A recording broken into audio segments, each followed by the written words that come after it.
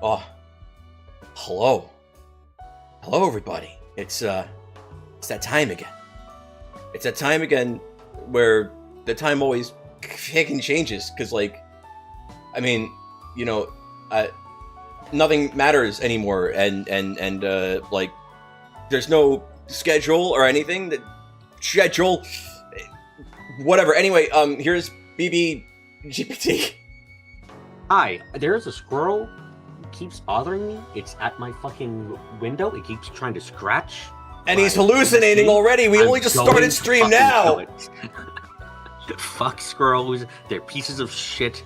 They've been bothering me. I've had to poke one out with a fucking scissor through a gap to get it to goddamn stop. It's goddamn annoying.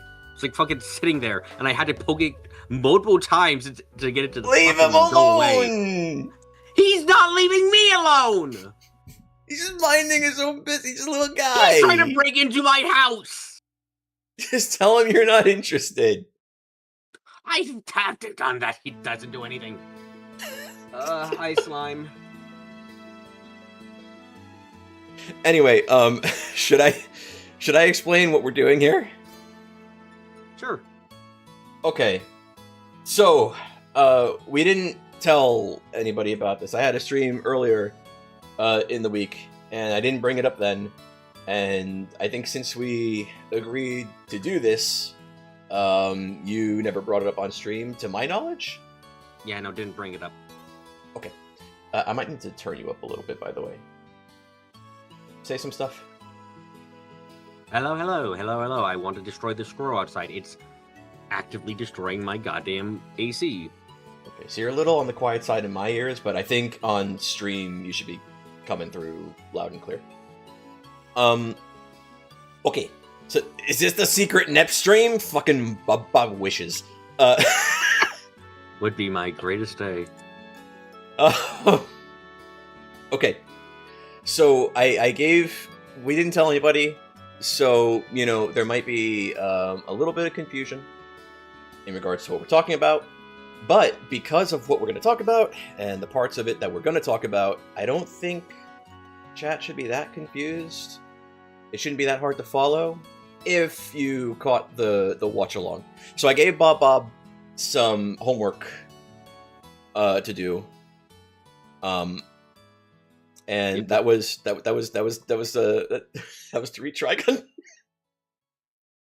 to read the comic. Have been reading the tries, except it wasn't 3; it was 4.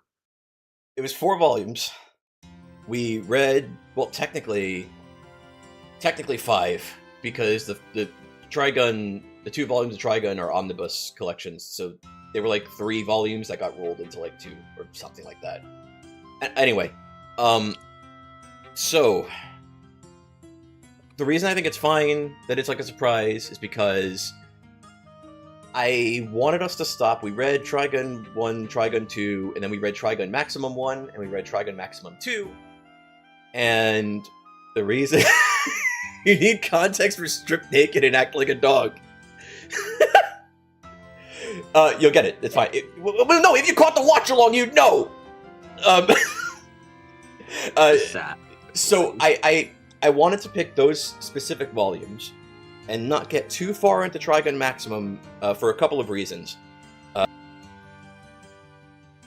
First is because I thought, you know, for the benefit of anybody watching, if they caught the watch along, or if they know about the anime, whatever, those 4 volumes are, I would say, up to a certain point, about like anywhere between like 80 to 85%, like the anime is like really faithful to the events that occur in those volumes. Would you say?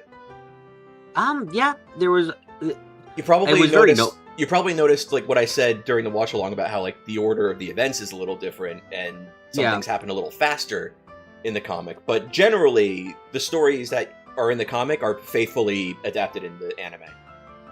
Yeah, I can definitely agree with that. Yeah, so that's why I didn't want to go any further than Trigun Maximum 2. Because that's where you see it a little at the beginning, but more as you get further into Trigun, it starts to like seriously diverge after that point. So better to stop there for now, where it's still mostly, where the anime is still like mostly faithful to what's happening in the comic. Yeah, sure. Well, no, we can talk about the differences too, because there's a few. Anyway, that's where we're at. That's why we only read those volumes, and we didn't go any further, and also why I think it's pretty chill and fine that we just kind of did this out of the blue, kind of. At the end of this, we'll Stop sounding bloody guilty. We're doing something fun. What? When you go like this, you sound like you're guilty, like you're even caught somehow. It's because I put my hand in the cookie jar. I did an e-guy. So why do that? Why do what?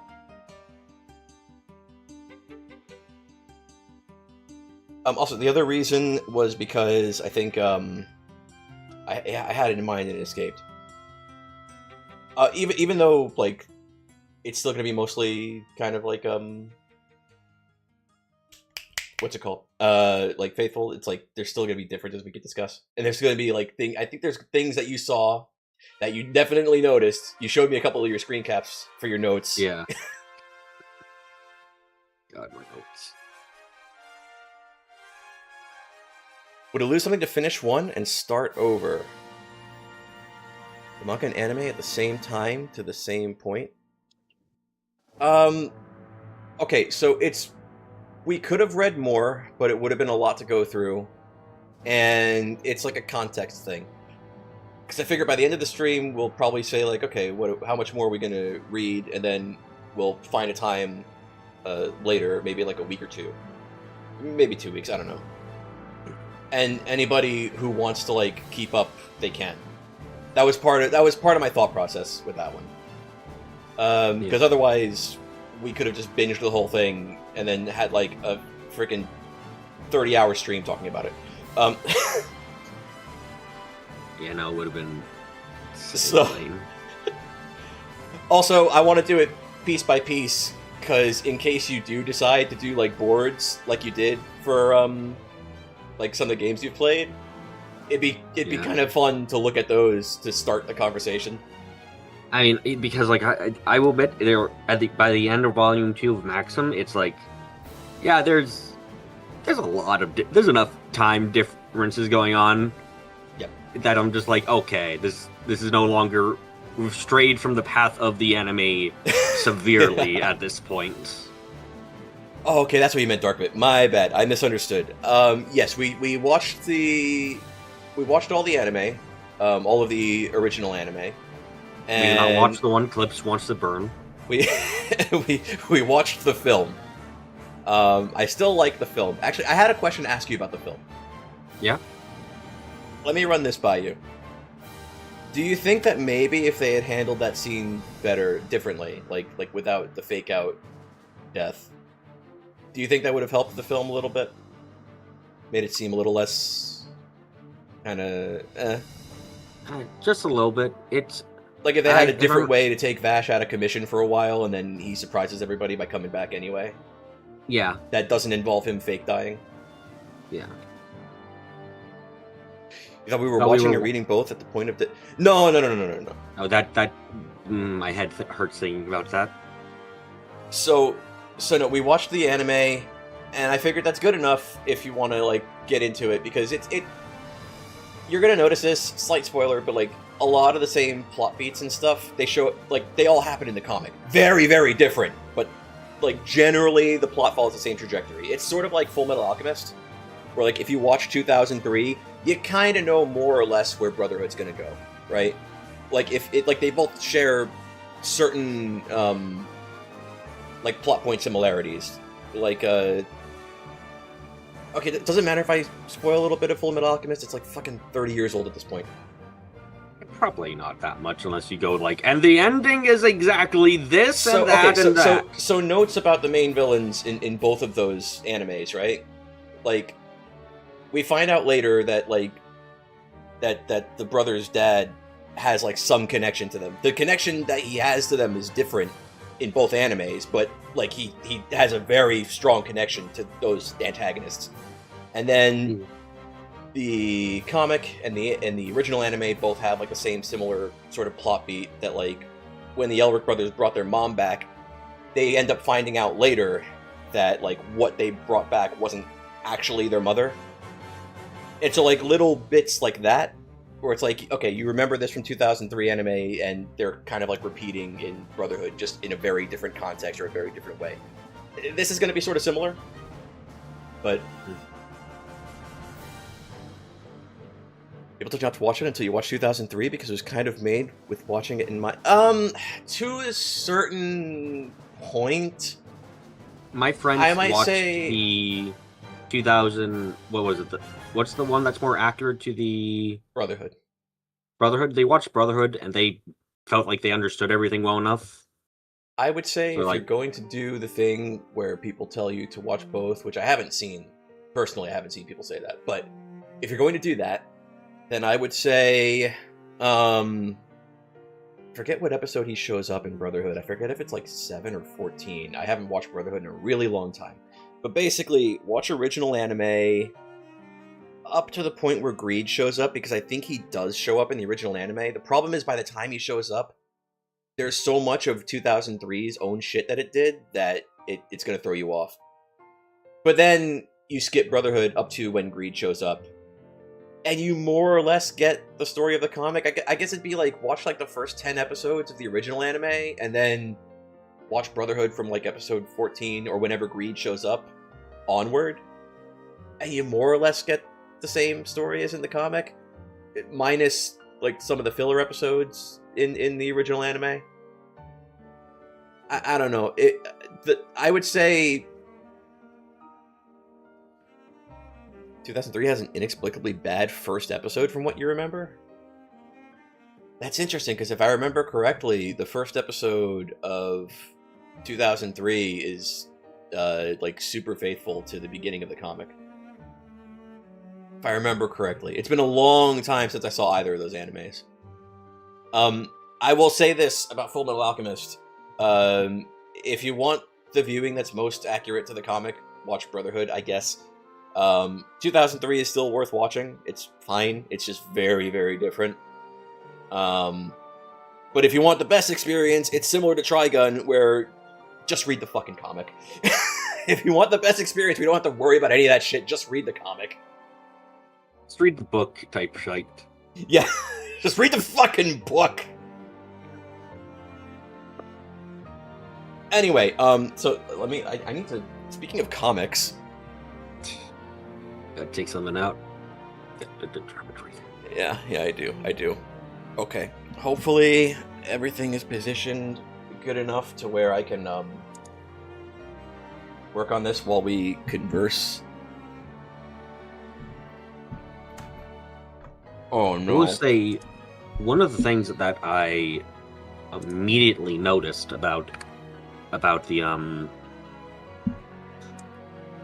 what was I gonna say? One of the things I immediately noticed was that the art was quite nice. I wanted to talk about that first. I want to talk about what your first impressions of Naito's art are.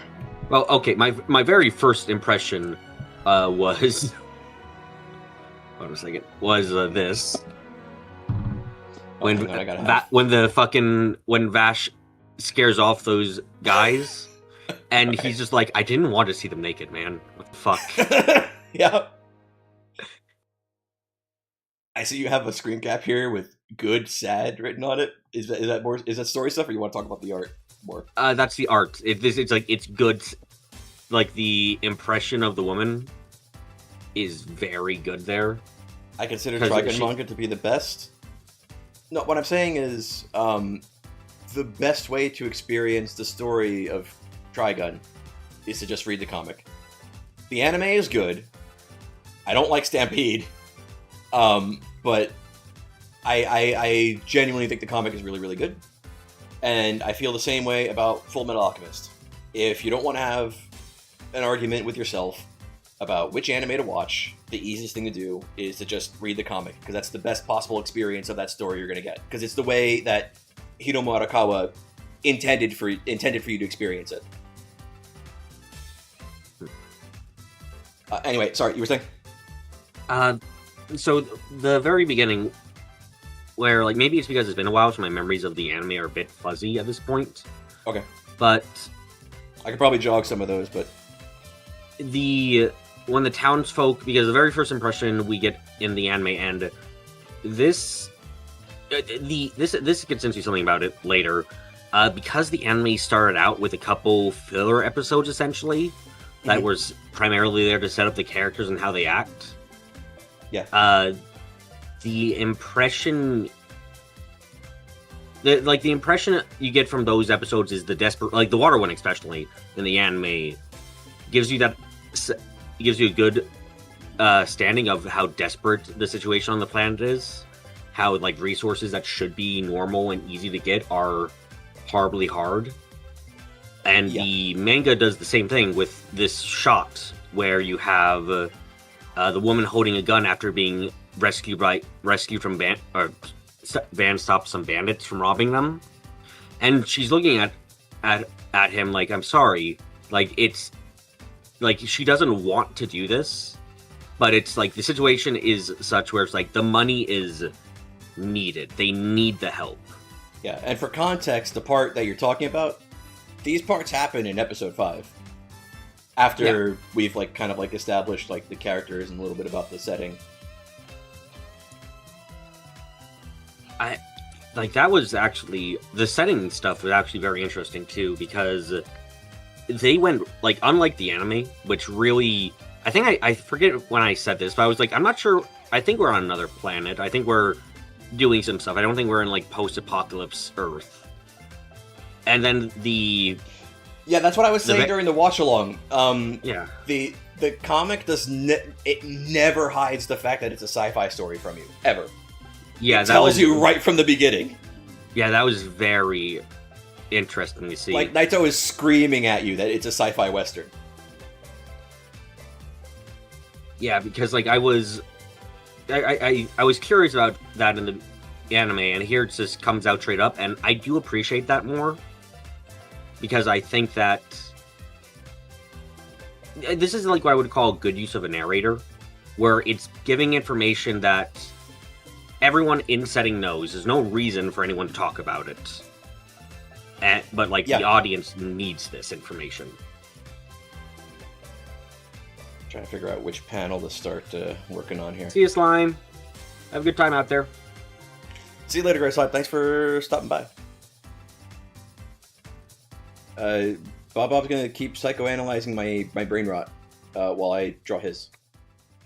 But yeah, no, like it's just the narrator being here, because I don't think there was ever like an omniscient narrator in the anime. I think it was always, if anyone was narrating, it was always one of the characters actually like just expressing talking about thoughts. what happened. Yeah. It was usually like Vash maybe having a moment, like a little bit of internal monologue, or it'd be like Meryl's inner thoughts, but like performed in a way like as if she was like writing a report. Yeah, and that worked well enough, but see you around, Darkbit. Thanks for stopping by. Yeah, Darkbit. But it was like the narrator here is not used very often, but it's used when it's needed to, and I appreciate that a lot for getting across information that otherwise would be very unnatural to put in. Yeah. We'll say they make Meryl and Co. make a good first impression again. Oh yeah, they're okay. So I don't think you see it as much in the anime, but Meryl's a fucking dork, and it happens. It happens more often in the comic than it does. You may not be able to read what I put there, but I put dork in the highlight. Because it's like, oh my god, girl, you're really being like, I'm gonna bring my megaphone so they can hear me. No, but the context of that is that Millie is scared to go into town where people are like rioting, trying to get Vash, and Meryl's solution to that is to use a megaphone so they won't be misunderstood. So they'll be heard loud and clear. And then everyone proceeds to directly ignore Just them. fucking ignore them. Right. This is not relevant, but this was very important, I thought. I can't believe there's a self-insert character in here. You know? Just this creature. Goodness. I can't believe it. Why did you self-insert yourself into the story? I didn't fucking make Trigun, man. I'm also not Kuroneko-sama. I'm not that cool. I'm not as cool as she is. No belief. I do not believe you.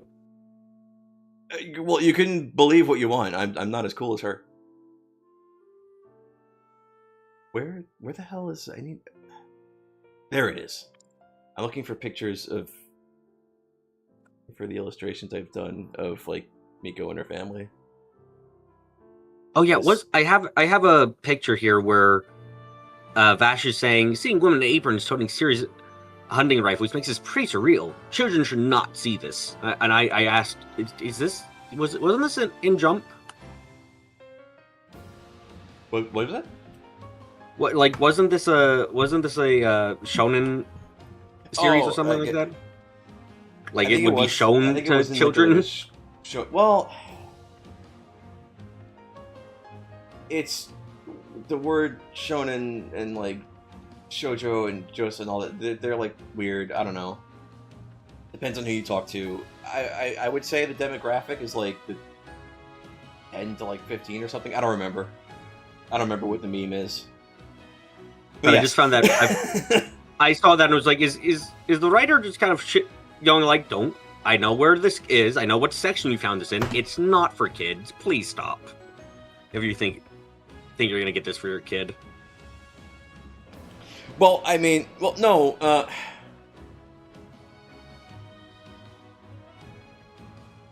It wouldn't matter until it got collected into a volume. Because the way it works is that they all get, if I understand correctly, they all get serialized in like a giant magazine that's like the size of a phone book. And then you have like a ton of different comics that are like new chapters or maybe like one-shots or whatever that the company published in that particular issue of the magazine. At least that's my understanding of how like manga serialization works. It's probably like more to it than that. I'm probably oversimplifying it. By the way, that I don't remember quite what the line was in the anime, but Vash's line of like, I can't stop until I find him again, and here's like, that's good. That's so much. I don't quite remember the line from the anime, but like this, it's much clearer. For a character motivation. It's great. Yes, it's much clearer in the comic than it is in the anime. Because in the anime, I don't know if it's like a mistranslation or like some weirdness, or maybe they might have like actually changed the line in Japanese. Maybe, I don't know. But in the anime, he says something to the effect of, "Until I find the man you're looking for, I can't stop moving." Yeah. So it seems like a little odd, but that's that's the line as it reads in the comic, and it, with everything that comes after, it makes way more sense. Yeah.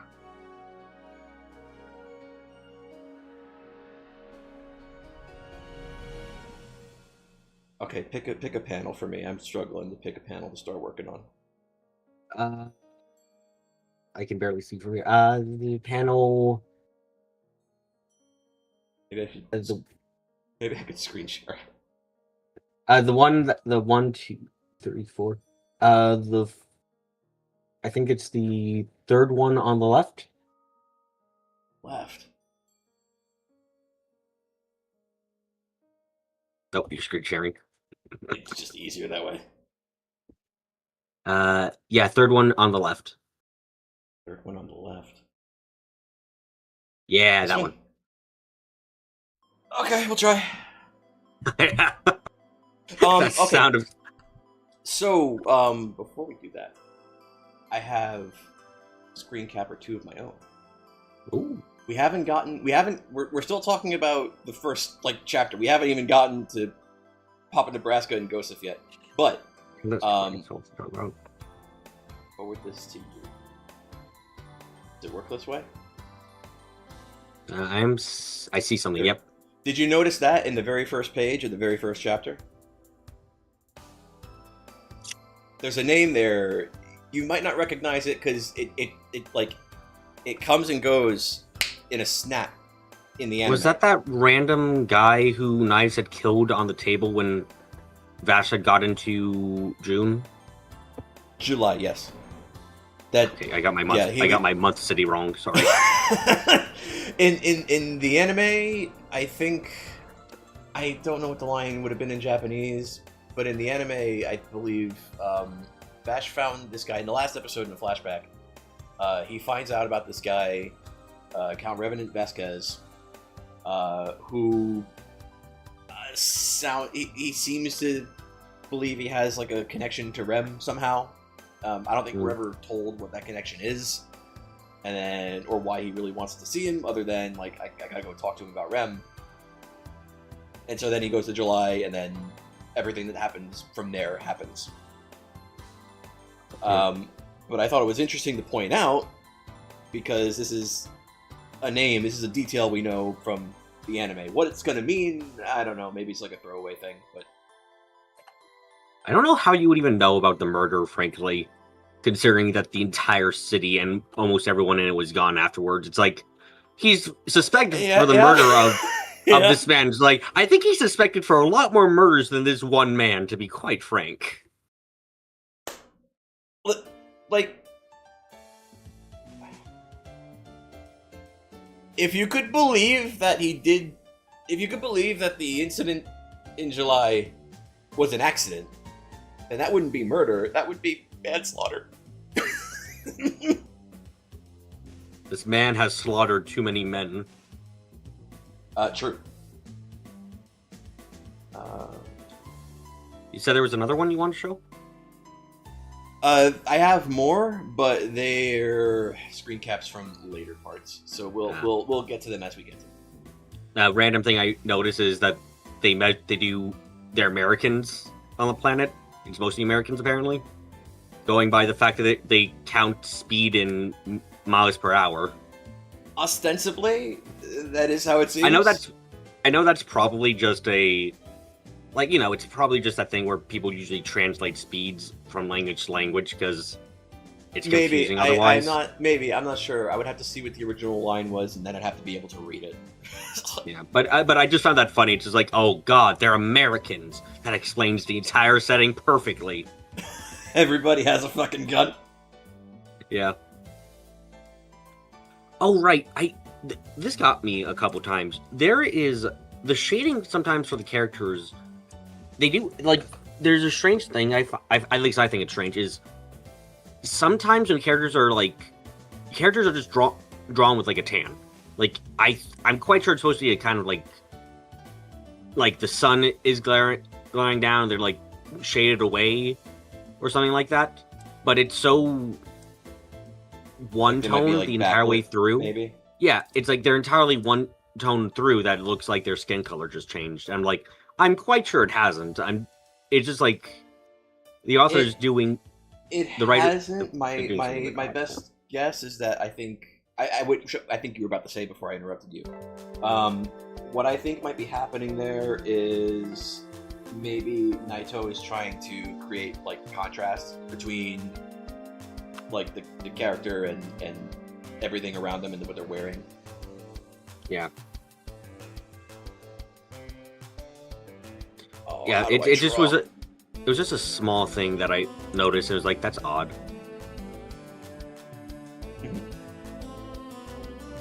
Oh right, the very first chapter ends with fucking Vash being told, "You don't got no bounty. Why? You're a human disaster like an earthquake. No one can do anything else." It's like, oh wow, yeah, that happens a lot sooner here.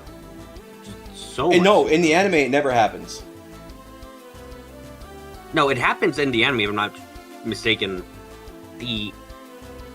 At the end of the fucking when he shoots the moon. Oh right? Wait, wait. I'm misremembering. Yeah, maybe. I think after he shoots the moon, they get rid of his bounty. Now, who the fuck they are, I don't fucking know, man. I have no idea what a centralized government exists on this goddamn planet. The feds. Who the fuck are the feds? What's the goddamn government? This is like... Well, this is like a fucking... They're called the feds, so they must be a federal government. How the fuck is there a federal government they are America. on this planet?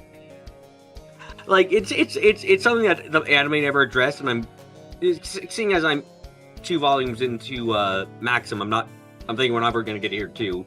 But it's like, the bounty... Like, it's one thing for bounties to exist on, like, a local level, but no single person or single town, I imagine, has a $60 double billion, you know? So it's like, that's a government kind of thing. But the federal government, what the fuck federal government? We never see a government beyond, like, a per town basis. Look, man, okay, you're just listen, okay? Mm-hmm. Okay. What more you want? It's just a silly fucking thing. Oh, also, obviously, we couldn't go without the dick gun. Oh, we're just skipping straight to the end of the fight. I mean, yeah, the fight was nice, but it was like, it was the exact same as the, yes, anime, so how much else to think there?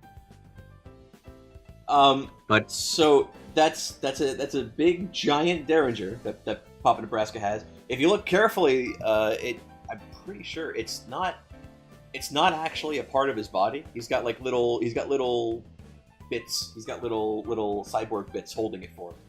Yeah, but there's no way this man designed this and didn't know where the fuck he was putting it. And where else was he gonna put it? That's a giant ass gun. You have a back. You have a spine. There are better places.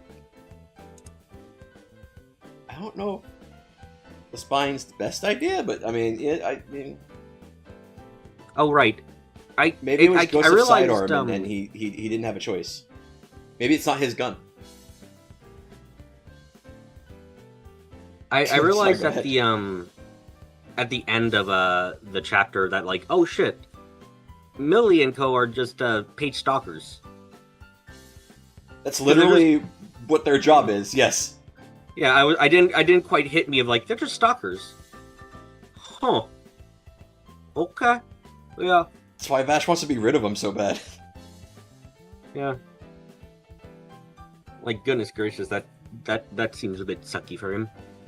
Oh, right. Well, because the whole joke is like, in the anime it's a little different, I guess, but the whole joke is because they're like insurance agents, so they have to be around him whenever something happens around him. So when people have to file claims, they have to write the reports that verify, like, no, yeah, this happened. This is how it happened. It's like that's the whole fucking joke. It's great. It's so dumb. Yeah. Then we get to the next chapter, and immediately I think the anime does this better. The fucking, they're like, that's just like him. He's supposed to be so clever. Oh, he really can't be underestimated. I'm just like, what? Met him like last chapter. What? It's been half a month. What? Like, it was so odd because like the anime gives that sense of time. They have the filler episodes giving them time together, and it feels better there.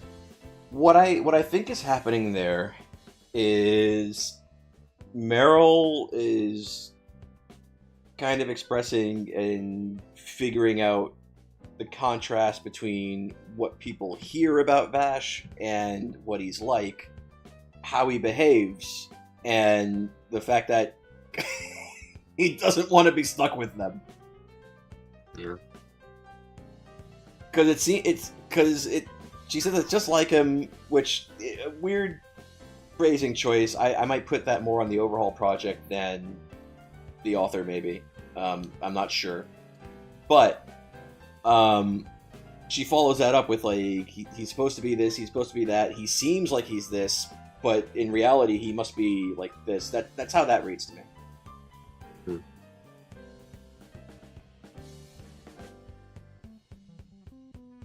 You got you got any more? I know you got. Yeah, I know you took like hundreds of screen caps worth of notes. Yeah. I like to. This is another one with the narrator works really well. Is when you get to the sand steamers, and we get a little bit of explanation for them. It's like, ooh, nice. I like this. They were very. I don't think it was necessary in this case as much as the background, because you see big train-like thing, you're like, oh, and you see people getting on, it's like, oh, it's like a train. Okay. Okay. But it was nice to get a bit more there. Like a bit more information on what it is, as opposed to the anime just saying, like, yeah, it's here. Yep. I dig that about the narration as well. It gives you some more, like, details about the world and stuff. Yeah, a very important detail is that children will be yeeted. I don't think that's a child, because that's in the middle of a bar. I can't tell. It's very small. And fast forwarding ahead for a second. The fucking, the guy who, Gary? Fuck, whoever. He got cucked by Vash by accident. That guy. It's Wait, like what? His love.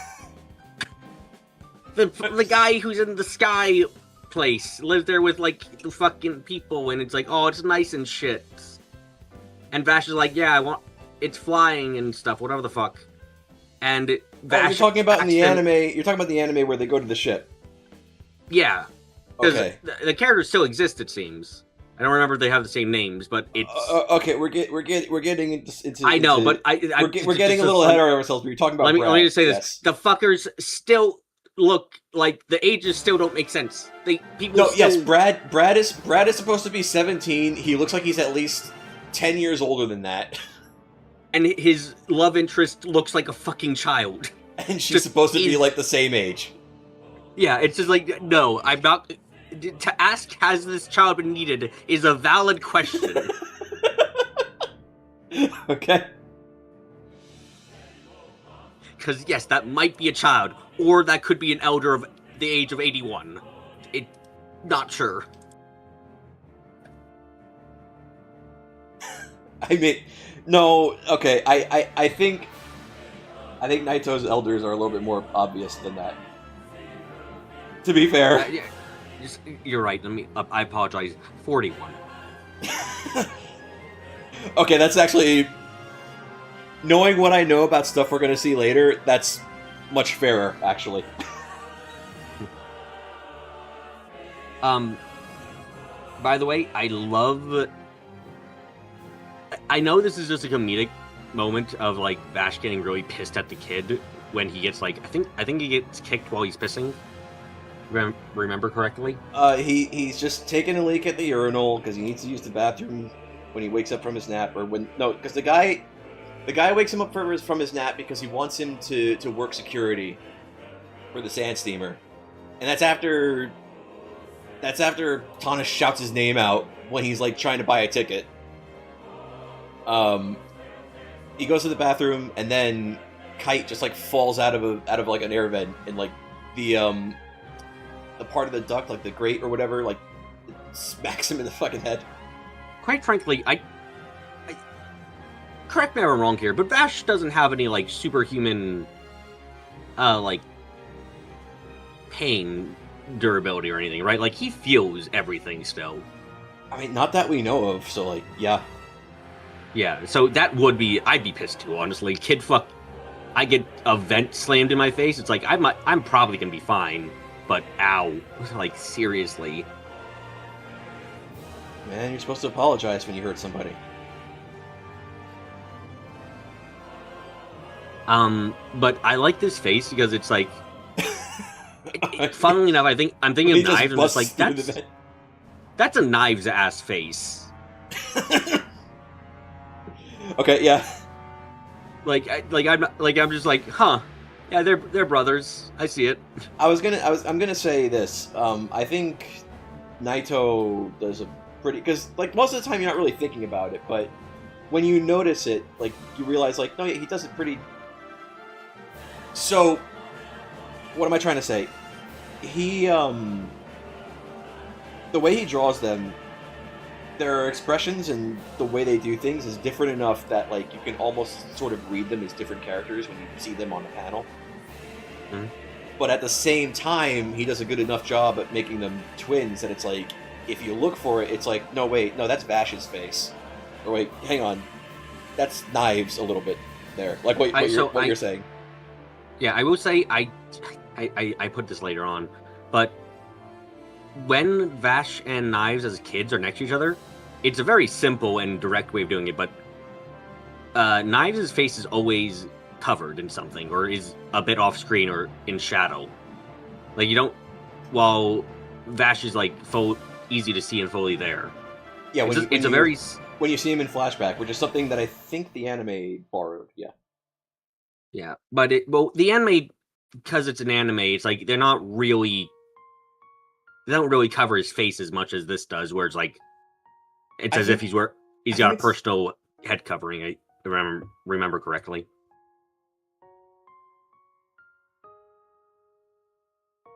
If we're talking about the same flashbacks, I think it's the same as in the anime, where he's just kind of shrouded in shadow, or Naito draws it in such a way to make it seem like he's in shadow.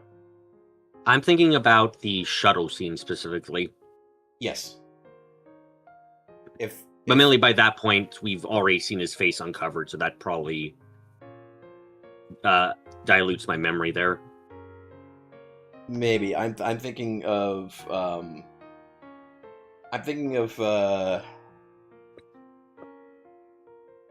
it's probably the same. Was the same? What? Oh man, now I'm getting mixed up. What flashback happens when?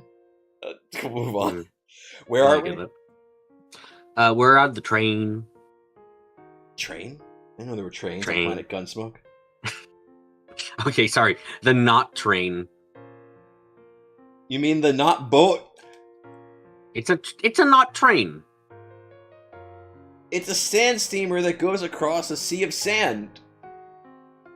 It's got the fucking... It's got a giant deck shaped like a boat would have.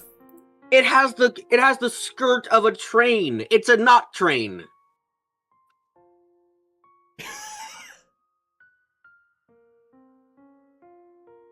Are you looking up a picture? No.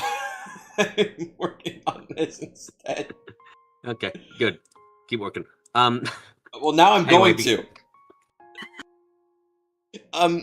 This isn't like this doesn't really matter to anything, but did you notice what I noticed? Where like the general shape of the flourish in the comic is like kind of different to how it is in the anime. Like it's a lot taller and narrower in the comic. Oh, you're talking about the actual sand thing? The actual sand steamer, yeah.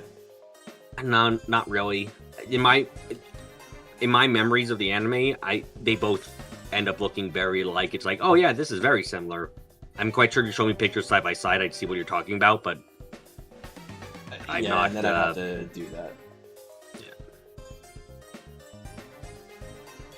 Right. I think I brought this up during the anime at least once, but where the fuck does Vash get his money from, man? He has money. I just don't know where the hell he gets it from. I would assume it might be the bounties, but like, I don't know. He gives most of it away from what we've seen to the people around towns. Yes. So it's like, where's he coming from? Like, he buys all this food, and I'm just like, where did you get this money? You're on the run you're moving all the time. We even see him dying of starvation or thirst multiple times. It's just like, where did you get the money from?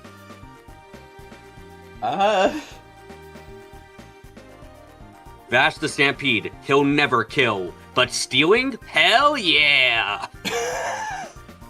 I don't know. I'm trying to think if we're ever... trying to think now. I don't remember if there's anything we're given where we can kind of like infer like, oh, maybe this is where the money comes from. Like, because like maybe it could be like the bounties, or maybe it could be like people thanking him for shit. But like we don't see that a lot. really. We don't see people giving him money, so I don't know where it comes from either. I don't know. Maybe Planet Gunsmoke has like a really good welfare system. I don't know. Yeah, no, this isn't like necessarily an important detail because of how the story works. It's never important enough how he's getting by that it needs to be addressed. You know? Yeah.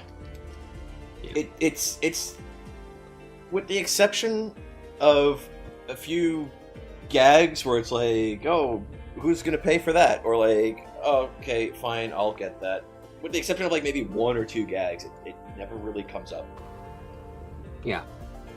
It's something that is kind of just handled in story and you can assume it somehow works out. It's not like fucking Knives is after Vash. He's like, you owe me all the money you stole. We gotta go fight now, man. It's like that. Yeah, that's not the plot of the story. It's not relevant at all. That would be a different motivation for him, though. I can't believe it. It turns out Knives doesn't fucking hate humanity. Just Vash just owes him a lot of money. Why do you work for the government, Knives? I'm the tax collector. I'm here to collect your taxes. And my 50 double bucks from 200 years ago. You get along with Reed real well. What, this meme version of Knives we've come up with? Yeah. Probably. Sorry, I love this shot. To show how, like, how, like, most of the planet just isn't around. No, like, there's just no one here for the most part. Yeah, because it's the whole... We get that from, like, the world-building part you were talking about before. Like, the whole point of the sand steamer is, like, to carry people across, like, these vast wastes that you otherwise wouldn't be able to traverse. Yeah. And what makes... he does a really good job of like, getting that across with the way he composes, like, shots like that, yeah. Yeah. And I will say this, too. The fact that there isn't even a star visible, it really, like... It screams we're alone. It kind of, like, emphasizes that feeling, yeah. Yeah, because, like, normally if you have, like, this complete darkness, you have, like, the sky still visible, or the stars, or something like that, or they're in a place where you can't see that at all to begin with. Mm-hmm. But it's, like, I love that. Also, not gonna lie, I am a fucking idiot. Because I didn't make the connection between neon and neon. What? It's dark. He glows bright. Neon. I felt fucking so stupid when I realized that. The dark... Wait, hang on, what did you write there? The dark makes the raiders hear... Wait. Don't hear like the darkness hearing. The dark makes the raiders hear make more sense. Yeah. I don't... My memories say that it was like... It was dark, but it wasn't this pitch complete blackness in the anime. I don't know if that's true, but I definitely did not make the connection between the fucker being named Neon and what his crew wore. I just thought he wore really weird shit. I don't think he was as pitch in the anime, but it was still, like, dark. But yeah, no, that was a realization. Also, I'm gonna be honest, I still fucking hate Neon. He is, yeah, no, he is vile. I don't care what he did at the end. It's like someone said, turning on a nuke and then turning it off is like, you don't congratulate them necessarily. You go, why the fuck did you turn on the nuke in the first place, you damn ass? But Vash would congratulate him. That was in character, it's fine. Yeah, no, Vash, of course, would. I just was like, Vash, I want you to... I fucking hate that Wolfwood isn't here right now to fucking shoot the man. Okay. Damn. I hate the fucker so much. I'm sorry. He killed an innocent guy who was doing his job, and then and stuff. It's like, Yes. it's like, good God. Terrible. By the way, my reaction was to when we saw fucking... I just see the screen cap you sent, and all I see is the blue saying, "Oh fuck, it's the cultist." Yeah. I was like, oh shit, she's here again. Because... Man, I didn't know you didn't like Rem either. She's not as bad as Neon. No, she isn't. She is nowhere near as bad, but I was like, oh god, no, not again. Because she acted in the anime like a cultist. Like a cult leader. Just like, I'm sorry, I can't with her. I will say, this is actually, this is part of actually theorizing. This line, I'm not sure if this is if this is a memory exactly or something else, but when in that like dream sequence, when she goes, as for me, I'm excited that I was handed a blank ticket at birth. I hearing that, I'm like, I wonder if that's projection from Vash onto her, or something she actually said to Vash about himself, or what? Because it's like, it implies something about her backstory that wasn't really there in the anime, of like, oh, hold on, are you, like, what was your story life like? Do you have no plans for your future? Were you born like an orphan? Like, what is this?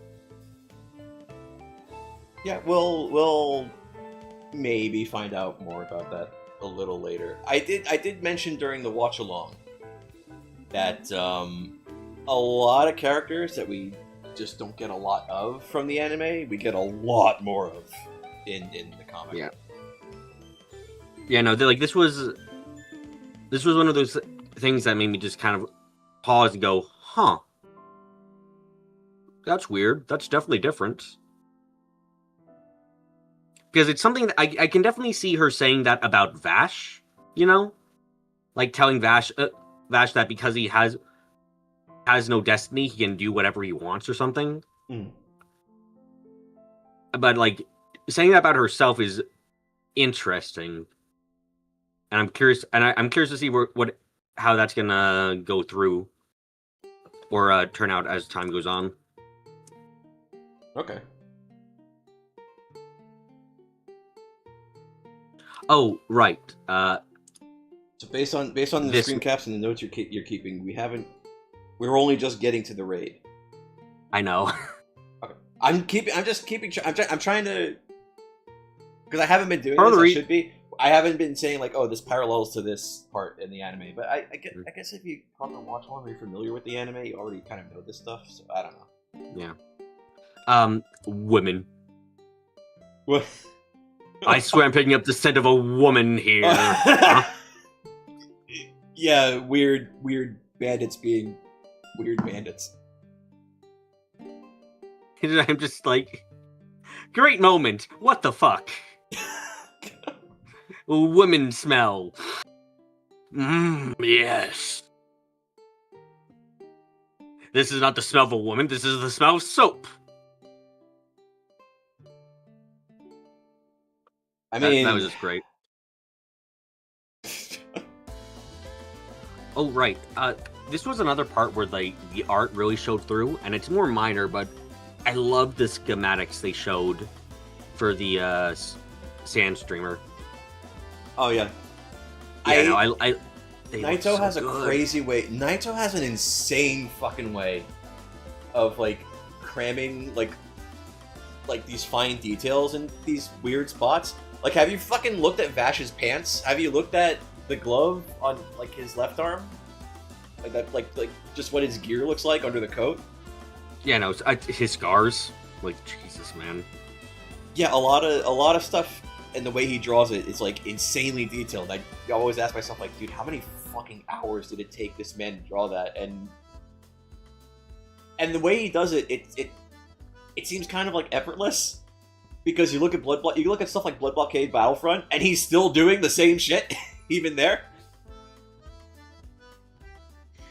But yeah, no, like, I love these schematics because they're just like, they're so realistic in how they feel. It's like, this is a schematic sheet, and it's like there's enough detail there which like it blows me away, because normally you don't get, like, normally you'd have to get like a full page spread to get this kind of detail in there, and he's doing it on a small part of a panel, and it's like, that's cool. That's really cool. And this is like 90 whatever. This would have been a time, well, maybe it'd be possible for the magazine to do it, or somebody to do it, but it was at a time where it was harder to just like, yeah, let's just make a pre-made thing that the artist drew and just like squish it down to a smaller space. It wasn't as easy or as because something like that's not very time consuming to do now, and it's a lot easier to do now. Back then it wasn't so much the case. So you had to do it just by like drawing techniques, because you could still do that. You can still scale things in drawing, but it's more of a process. Oh, right. Space Jesus. What? I'm sorry? The kid's asking, "You have lost analogy. This is museum material." Talking about the radio. Who are you? He's Space Jesus. I could explain, but you probably wouldn't believe me. Besides, there's no time. Yeah, I wouldn't believe you either if you told me you were Space Jesus. Like, it doesn't matter how incredible the man is or how unbelievable what he's doing is. If he tells you he's Space Jesus, you're probably gonna be like, hold on, what the fuck you mean, man? What? What do you mean you're Space Jesus? But yeah, okay. He's Space Jesus, and Knives is Space Lucifer. Not Satan, not quite Satan, he's Lucifer because he's still pretty. Okay.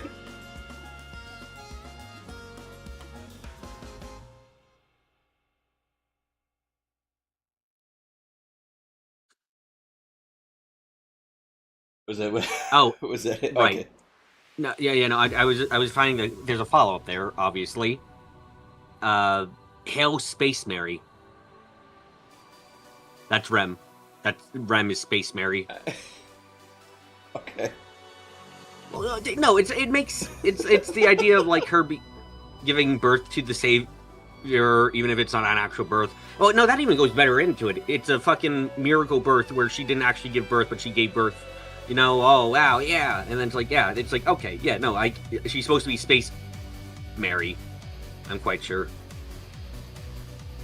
Nothing wrong with that. It's just that in the original, I didn't get that from the original anime because she was a space cult leader there. She wasn't Space Mary. She was just a cult leader.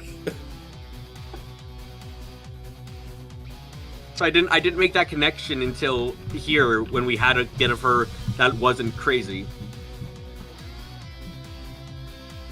I do. Sorry, go ahead. I say Rem is a little different in the comic than she is in the anime. I think I already said that during the watch along. She's immediately showing just that little bit of a talk she had with Kid Vash, or Vash in the dream, is like, yeah, okay, she's already got more going on with her right now. It's the same basic conversation that he has with her in that flashback in the anime, because that same flashback is in the anime, remember, right? Just without anything involving knives. It's like just Rem. I think that's just, if I remember, I try to remember. I think the conversation in the anime is more just like... Or no, I got it mixed up. The dialogue that happens... You're right, I got it mixed up. The dialogue that happens in that flashback, in that moment of the anime, is dialogue from a different flashback that we haven't talked about yet. It's from a different flashback that happens later. Damn. But like, this being her first flashback helps... Because I'm sorry. The dialogue I'm thinking of, it's the part where Bash goes like, Rem, I had a dream, and I was on a planet where everything was dry, even people's hearts. And she goes like, oh, Bash, you're super serious. Even in your own dreams, you're going to be an old man in no time. You keep thinking like that. That was the dialogue that was in the Sand Steamer in the anime, if I remember right. Yeah. But that dialogue is in a flashback he has with her, but it's a later flashback we haven't gotten to yet.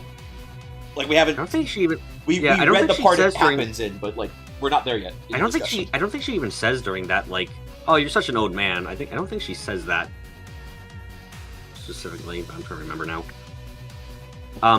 Right. This page here is essentially he hasn't even been introduced yet in the manga, but this is like the refutation to Knives' entire thing about humans being worthless. Of like, the kid saying, don't underestimate the bad lad gang, no underestimating everyone. You're underestimating all of humanity. And it's just like, yeah, that's kind of like the entire. It's refuting what Knives gets at about humans being worthless and everything. Before we even get to him, which is like, that's neat. So I'm kind of reflect on. Go ahead. No, that was it. I might read that differently because that's before Kite kind of comes around to Vash's way, and so I would argue that what he's saying there,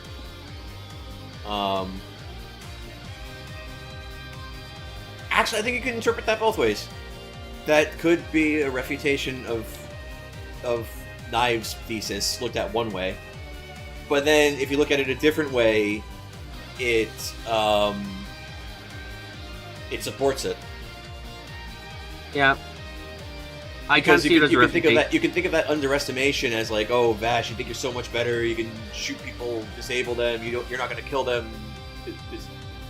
But then on the other side, it's like, no, these guys are bad people doing bad things. Why wouldn't you kill them? You're underestimating the evil they're capable of. Yeah.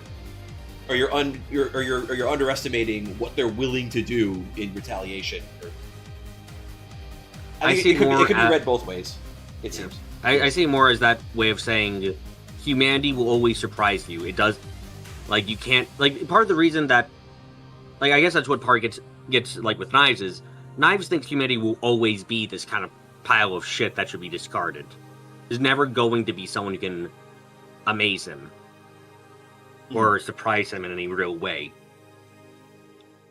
Right. Well, what's being said here by Kite is essentially, fuck you, I don't care how amazing you are. Humanity, you're not better than them and immediately. You are underestimating them all. It's like, yeah, that's a problem that, like, even for Vash, I think that kind of applies. Like, he sees himself as the person who has to solve a lot of issues. Mm-hmm. Even when really he shouldn't or can't solve everything.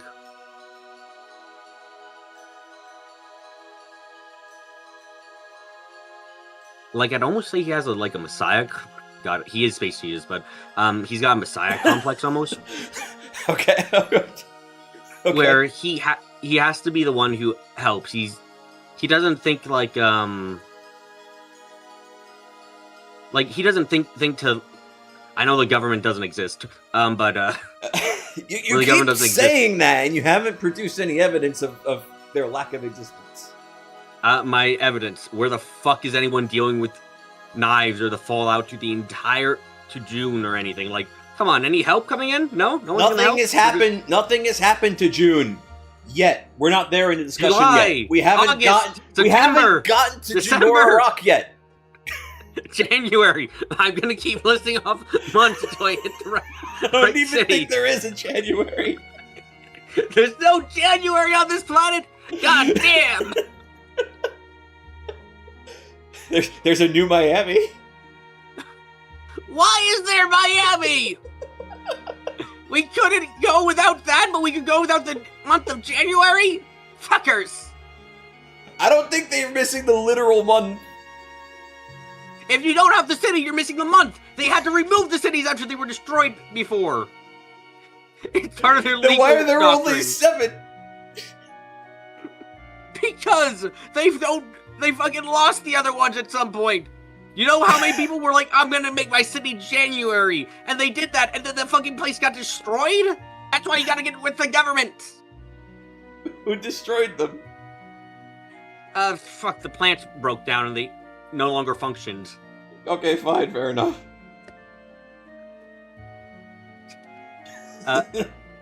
Anyway, moving from that shitpost. I'm having trouble. Oh, you're still upset about what Millie's gun is called. Yes, it's not a fucking stun gun. Millie's gun, like, it stuns people though. If I was Vash, I'd tell her to fucking stop shooting people with that thing. Cause it's like, that could kill someone, Millie. That very easily could. Please don't use that.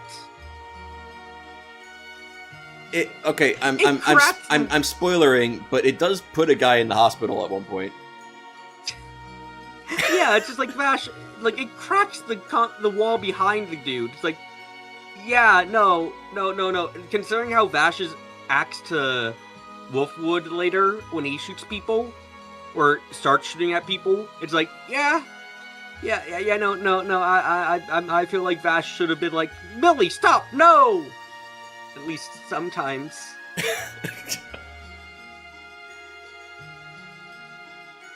But yeah, no, that's true pet peeve, major pet peeve. Oh, right, this is just a funny thing. Apparently, Gucci's still around. Oh, fucking... yeah, and... Yeah. It's just like, oh, Gucci brand's still around. How the fuck? That's another one of those ones where it's like, I don't know what the original line in Japanese was, and I'd have to be able to read it.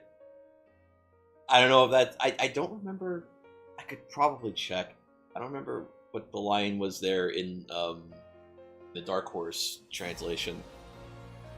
And I've got a version of it, like, just across the room, but I'd have to go get it and find that page. But it's like, I imagine if it's in the original Japanese, it's probably another. If it isn't Gucci, it's probably a different recognizable brand. You know, it's just either way. Maybe it's because if it was a generic name, they would have just probably transliterated. They would have probably just like made it literally what he wrote, even if it was like some nonsense. Yeah, but it's just that kind of funny thing where overall I like the world that Trigun takes place in and what they've done with it, but it does have that kind of feel of like the writer hasn't thought through everything that they're saying. It's like, that's fine, but it's just very funny when you see it. Well, I think something to realize too is that there's a fair amount of times where sometimes it is just a meme. Yeah. When Naito does something. Yeah, I like. There's a lot of there is a lot of careful thought clearly that goes into the way he writes things. Even if I hope you've been reading like the little postscript bits too, because like they're like little interesting little insights into the way he thinks and like his experiences like making Trigun basically. They're interesting to read, even though they're mostly just like kind of like jokes at his own expense, but like it gives you a little bit of insight into that. But I think it's clear when you read across the whole thing, like he's thinking carefully about like the themes and whatnot of what he's writing. But then sometimes it's like he'll just have moments where he's like extremely unserious. I mean, and like sometimes there's it's just the that. joke. There's the jokes and stuff, and then there's this. I'm just like, that's funny because it's just imagining that, like, yes, and hundreds of years in the future, after a disaster lands the future of humanity on a deserted planet, Gucci shall remain. It's just like, okay, sure. Like, I'm just like, yeah, sure. That's ridiculous, but it is hilarious, and it has no effect on the plot, so I am fine with this. It's stuff like that where it's like, when it has literally no effect on the plot, I have, no matter how you look at it, just like, I'm fine with it. It's fine if it's like a little silly. Yeah. It'd be like instead if they were like, oh yeah, Oh yeah, Like, if you know, the have you brought existence your of Gucci fucking... made or break whether Knives wants to genocide humanity, maybe that'd be a little extreme. Yeah, like that would be something where we're like, what the fuck? Because then it becomes plot relevant. It's like, oh, Gucci still exists. How the fuck does Gucci still exist? You know? Because now the question needs to be answered because it's actually putting an impact on the plot. But in this case, it's like just a throwaway line for a gag. Yeah, so it works perfectly fine. So it's fine. Yeah, I get it. Yeah. Maybe my memory of the plants is fucked up, but when I first saw the plant in the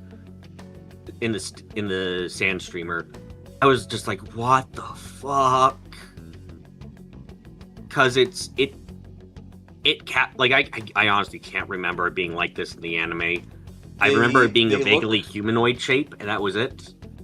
That's what I remember. They look a little alien in the anime, and then I think Stampede goes really hard on that angle. It just makes them look like more like weird aliens.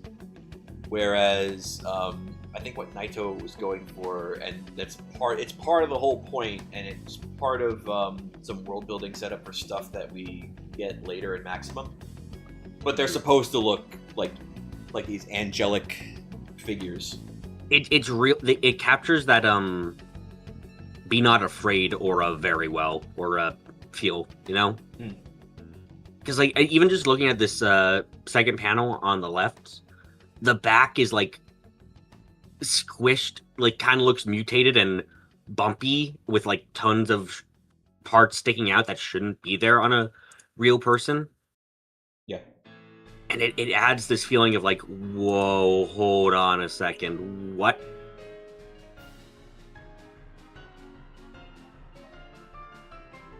I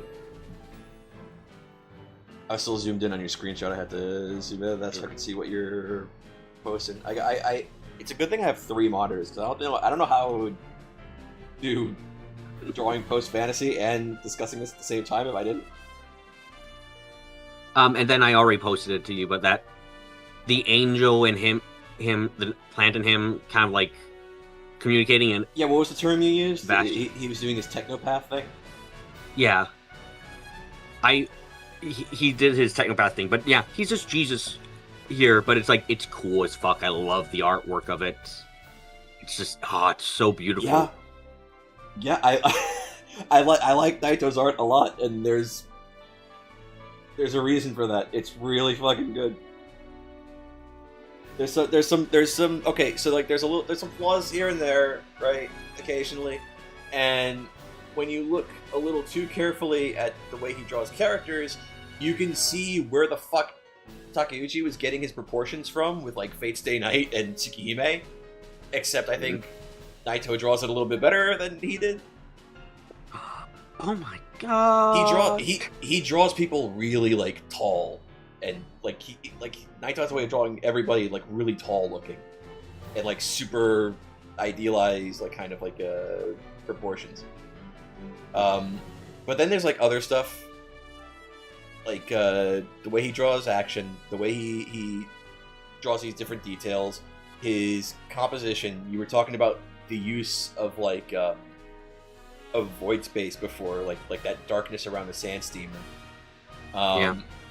And there's bits we haven't gotten to yet, and I would even say like there's bits we haven't gotten to yet in discussion, but like fucking shit like this that I'm doing here, like I'm borrowing that same fucking visual language in this fucking post fantasy shit post.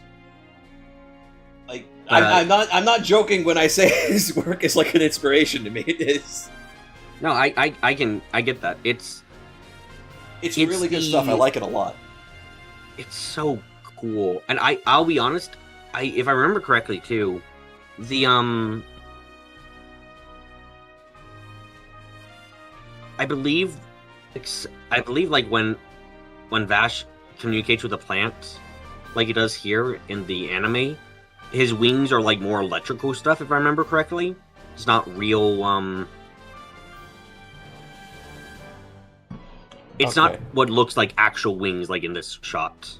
I'd have to see that again, because the interesting thing about the anime So here, one thing I like about the way the comic does this is that it gives Vash something to do on the sand steamer. When Kite in the anime, it was all Kite, but here, like, Vash has something to do, and it's more the two of them working together than Kite just having everything on his shoulders, right? Yeah, which is great. But the way the whole thing plays out with Vash and the plant, that exact scene is in a later part of the anime when they're on the ship. Like, the exact scene and the exact way it happens, that's on the ship when he's trying to, like, stabilize it and, like, Hopper fucking destroys it. I'm trying to remember that, and, like, what? Am I going crazy? Wasn't it, like, electrical wings instead of feathery wings, or am I going crazy? Now for some reason I'm blanking on it. I'm not remembering. I'll have to check it out later. Or if I do what I think I might do and, like, do a super cut of these discussions, including the stuff we did for the watch along, like, maybe I'll put the frames of the anime where that happens. But yeah, no, it's cool. I also, after that, another thing I really like about Naito's art before we move on is he has a tendency to be, like, very fucking unserious, which I also like a lot. I haven't found... Oh my goodness. I haven't found the unserious parts to be any bit distracting from the serious parts, thankfully. Not particularly, because he generally knows when to pull them out and when not to pull them out. Yeah. He knows when to be really unserious, he knows when to be, like, a little unserious, and then there's parts where he kind of, like, avoids doing too many visual sillies because he understands the tone he's going for. Now, the next chapter was my first thing I put was stun.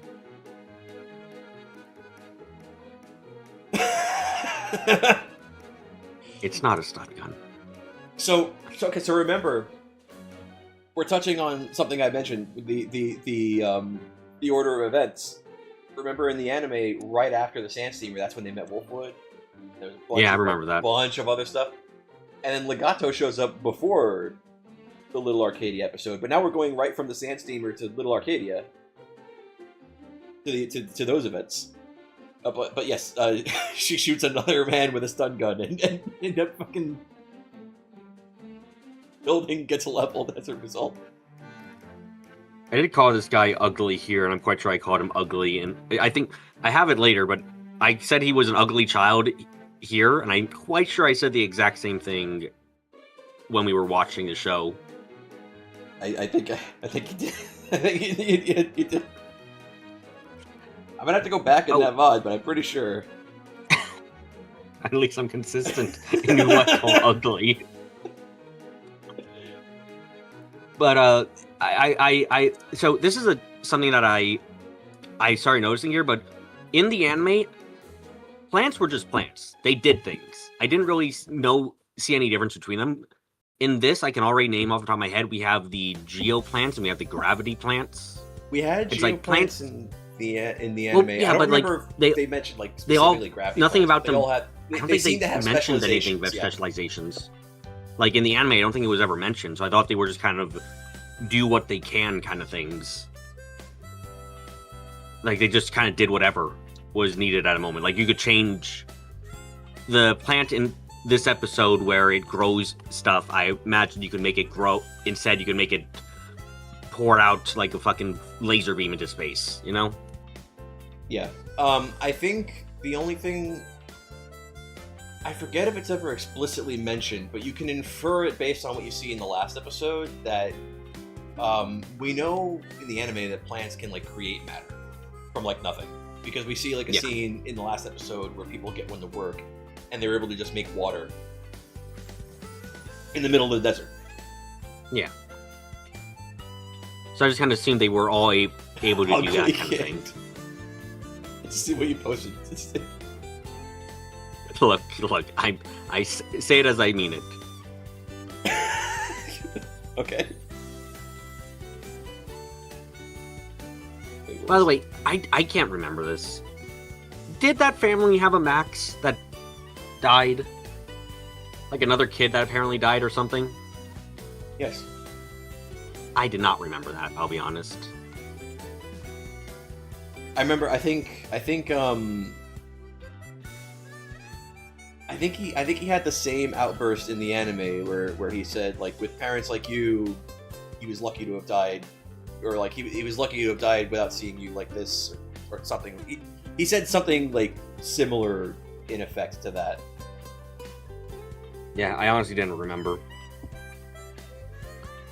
Also, I wanted to do this always. There's tic-tac-toe. Mama. Okay. Look, Mama I'm sorry. Nebraska. It's just like it's like I rarely see a forehead this perfect. You never see a 6 head. Yeah, not that often nowadays.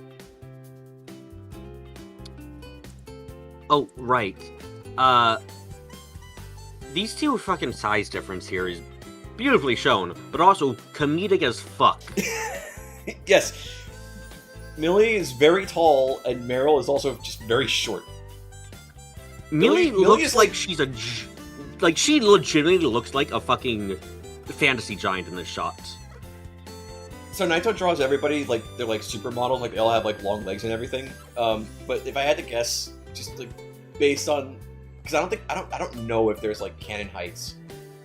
But if I had to guess, Millie probably close to 6 foot, and Meryl probably like 4'6". I don't know.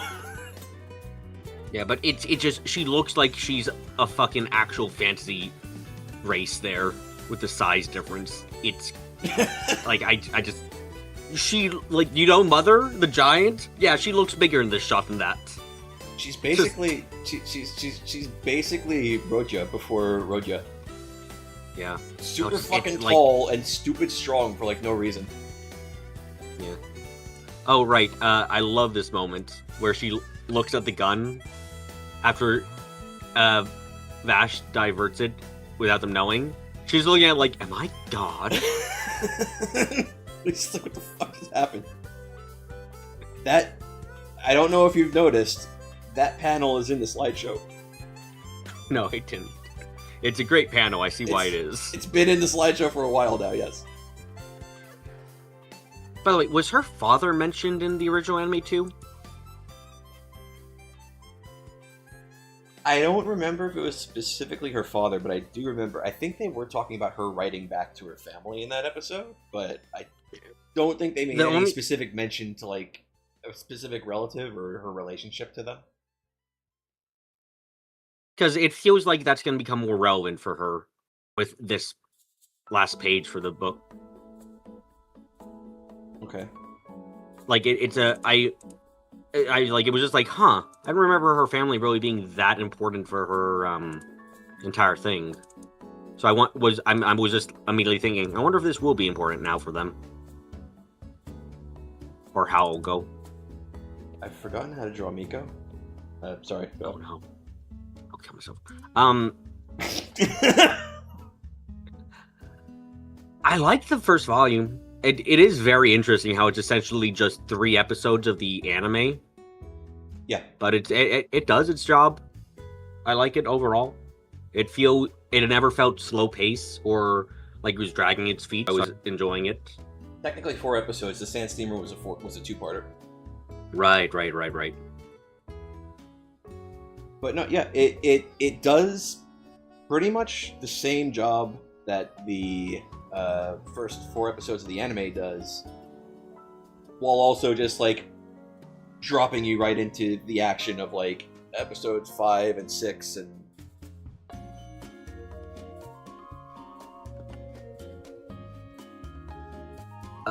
okay.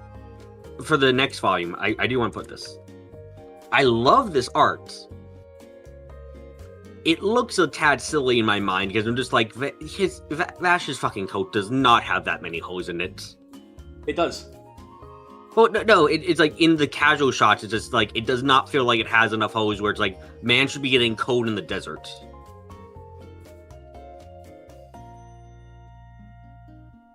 I mean, it doesn't look that bad.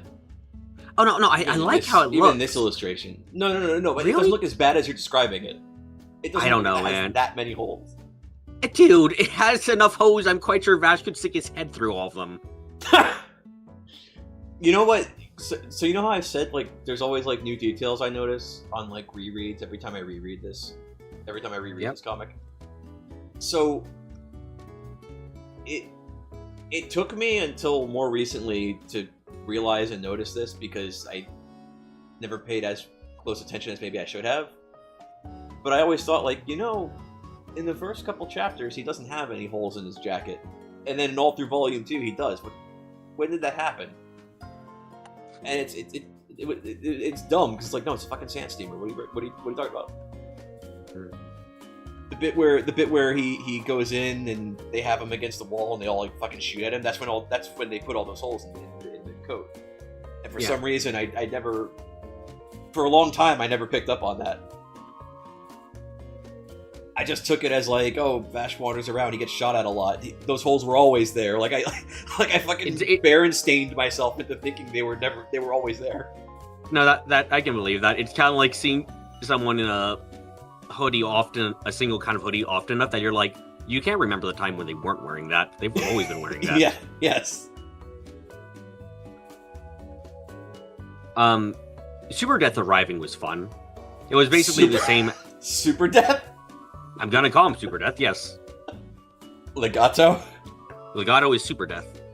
Okay. Considering what he... I'm gonna fucking go off on this. Considering what he wears later on, yes, he's Super Death. Motherfucker wants edge? Sure, he's edgy. There you go. That's his proper name, Super Death. Years later, okay. Alright. I guess we'll get there eventually in the discussion. Yeah. Okay. Sorry. Yeah, his entrance is a really good moment. I like it in the anime, and I like it in here. It's almost the exact same. I think it might be the exact same, basically. It's the same. There's a couple details that are different, but yes. I see. I can't read that. Much clearer. What? Vash and Knives are. Yeah. So the thing here is, in the anime, there was always like the sort of subtle implication that he's not human until the very end, where they just explicitly say like, "Oh no, he's lived for like 150 years," and like Knives just straight up says like, "You're not a human, you're a plant." He's like, "I know," but here it's like it's more. He's strongly hinting at what the deal with them is. Never explicitly. You don't get explicit statement of it till like the end of volume 2. Yeah, which is fine, but it's not like in a keep you guessing kind of way. It's like they're making it pretty clear. It's like, no, they're absolutely not human. Also, Knives being this screwed up is like, ooh, I like that. I like how much he's like almost fucking nothing. He's like a couple floating bits and pieces and nothing much else. Yeah, he's in a really rough state. He was in the anime too, but it's like it seems like it's worse in the comic. It takes more extreme measures for them to bring him back. Yeah, which adds to the feeling of like the destruction of that came from the angel gun. Yes. Also, this is just Pokemon badges. The coins. He's even got a badge case.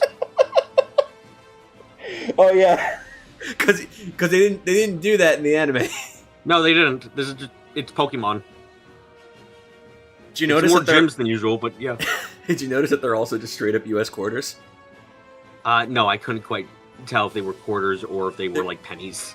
No, they're straight up. Yeah, if you look at them closely enough, like carefully enough, they're just straight up U.S. quarters. Man, good for them. No, I'm just saying that because that enhances your point earlier. It's like, is this just America? Yeah, it might just be America. But yeah, we didn't get the coins in the anime. The coins, it's a little odd. I wonder what that's all about. Yeah, I don't. Oh my! It really is just Knives is like, you owe me money, Vash.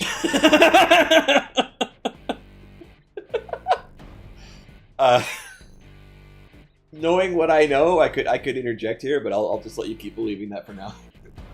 Look, it's not my fault the story works to this totally valid interpretation. Okay, so we've moved past it, so I want to forward you. Oh wait, I forgot to bring up something before about Neon. Okay, so skipping past, because we talked about Badwick and his family like really quickly, but did you notice the implication during the duel? Hang on, because there's like three things I gotta forward here. There's one, then there's two, and then whoops, wrong server. Then there's three.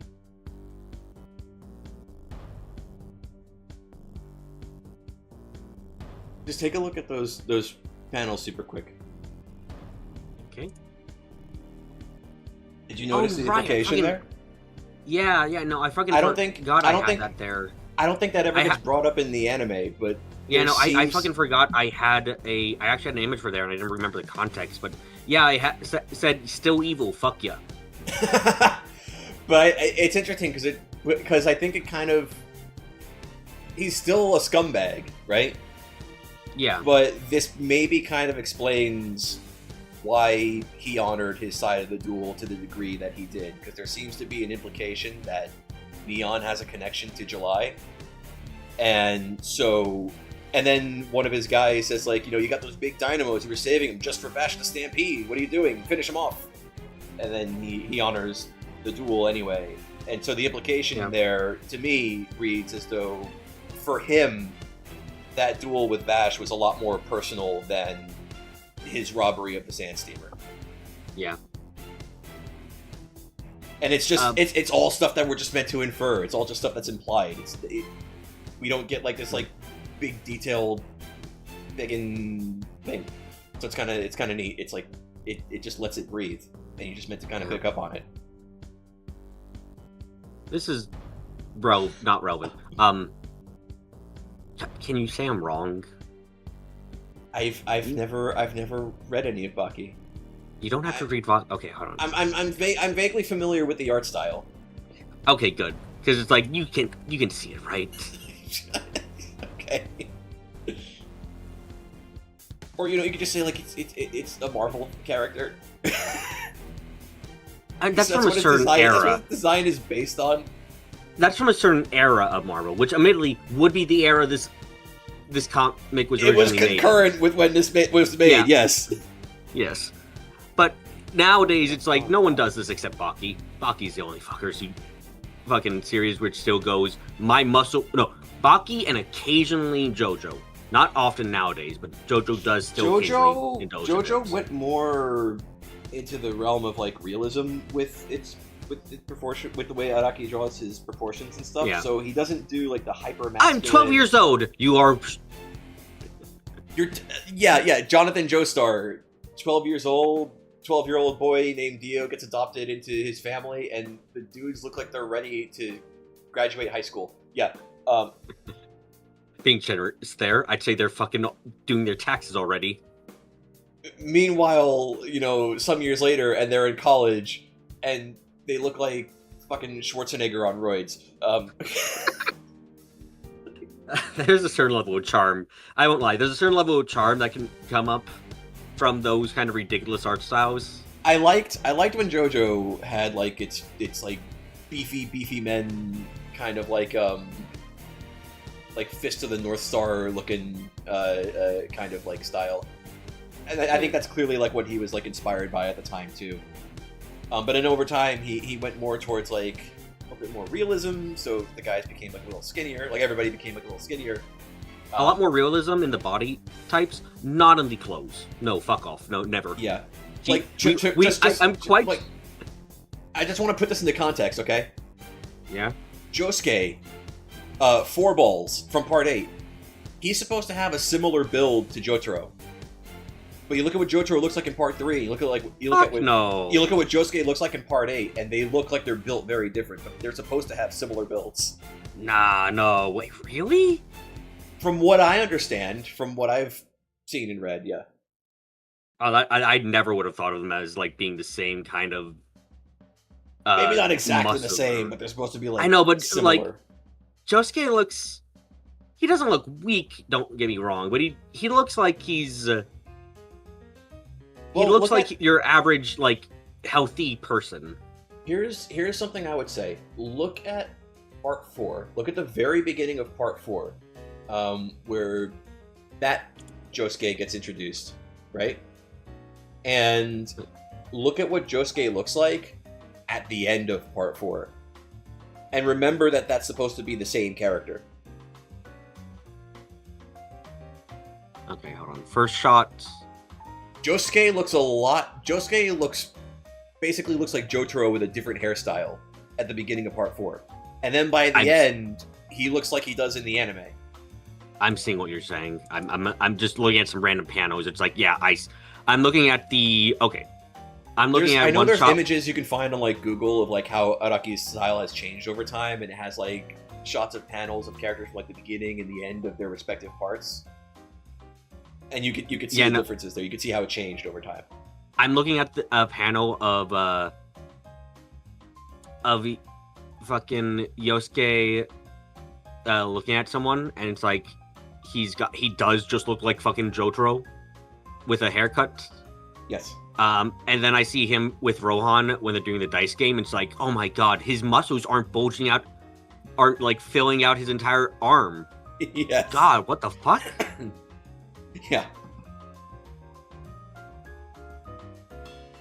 Oh, right. The fact I forgot we were talking about Trigun. Yeah, sorry.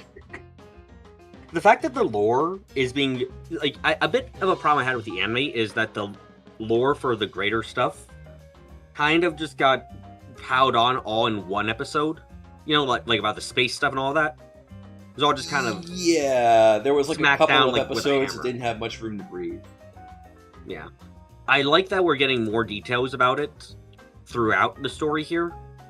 And like it's drip fed. Yeah, which is very good for something like this. It means that I hope that when we do get to the to the knives incident, I'm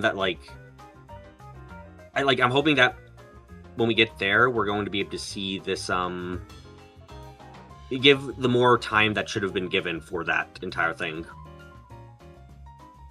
Because I think it was a little bit... like the inciting... It's like when we had that flashback episode in the anime, you mean? Yeah. Okay. So like, whatever happened, whatever they did or saw that made Knives want to cause the big fall. Okay. Yeah, like I would hope it's better there. Or better here, because they don't have to also try to explain everything else. Also, oh my god. Yeah, there's a lot I want to talk to. What the fuck is wrong with it? There's a lot I want to talk about when we get to that part. Because I think it there's other stuff that happens before that where it's like interesting and there's a lot to talk about too. But that part, it's very different from the flashback episode in the anime. I can't wait to see in a way that I think you might like it. Racism? I mean, Knives wants to genocide entire species. I would say that's pretty racist. I need people to be against... I need not people to be racist against Knives and Lance. That's how it needs to happen. Come on, be racist against the child. Anyway, I will say, this is fucking hilarious, because these were two panels that were one after another, and my thoughts were, oh my god, an unknown program started infecting Fleet's neural network. Oh my god, they didn't know that Knives is fucking evil as shit? Oh my god. Oh, no, never mind. He immediately starts evil laughing. Okay. I guess he can't hide how much of a douche he was, actually. Oh, you uploaded... I thought that was one image, my bad. I didn't realize it was a two separate... Okay. Yeah, that's two separate. That's I one think- page, and then that's the next page. Yes. I think like I just- well, Vash didn't know where it came from, and then Knives starts evil laughing. He's like, "Wait, Knives, that wasn't you, was it?" It's like, I know, fuck but do you it's think, just like dude? for a second there, I thought it was gonna be a lot less Knives being blatantly fucking vile to him, but then Well, I he mean, does there's- that. I'm just like, There's no one to Okay. hide it from. Everybody he Oh, wanted right, to it's kill is only- already dead, or as far as he thinks, they're already dead. oh right, I don't know if do I have that image. Ah, right, I do. Okay. This is fucking. I actually think I didn't get this from Oh wait, I'm sorry. I have one more thing I wanted to forward to you. Go but ahead. Go ahead. You want to go first? Nah, I'm gonna be talking for a bit, so go ahead. Okay, there was something interesting that I noticed, and some of these things I don't notice them right away. I just kind of take them for granted. But because I was rereading this with the expectation that we'd be talking about it. It made me think about it a little more. And we see this scene in the anime, and the anime, it's not clear when this scene happens. It's not clear what the whole deal is. We only know that this is the guy Legato kills. Yeah. And it's done a lot more explicitly in the comic. We know that it's his severed head in the bag. But it's what they're talking about. It's what they're saying in the panel that catch my attention. Because I don't think we ever get explicitly told what they were talking about. Because Vash says he's been looking for this guy. And he says that his store isn't always open because he seems to do other things than being a cobbler. And then the guy seems to take some kind of offense to that. And then Vash tells him that he wants him to look into something. He's going to toe the line within his rules. So the implication here is that like this guy is probably some sort of like information broker or something. It's how it reads to me. But I don't think in the anime there's ever like really like a callback to this moment, and I'm struggling to recall if there's something that directly explicitly links to this in Trigun Maximum, and I'm not sure if I recall anything like that, and so it makes me wonder like what was talked about, because the implication there is that immediately after that, or as far as we can tell immediately after that, because we don't get a time frame. We don't know how far in the past this took place. In the anime, it makes it seem like that conversation happened on the same night that Legato told Monev that he was going to go after Vash. Yeah. But I don't think we ever get a time frame for that. I can't tell if this is something that happened before Vash even met the insurance girls, or if this is happening like in the here and now, and like the next day Legato kills him. And so it makes me wonder if, like, the information he was looking for is, like, could that have been maybe, like, whatever information, like, Vash seems to be heading towards Jinora Rock, but, like, is that because of, like, this? Is that because of what's going on with Legato? Is Legato leading him there? What, like,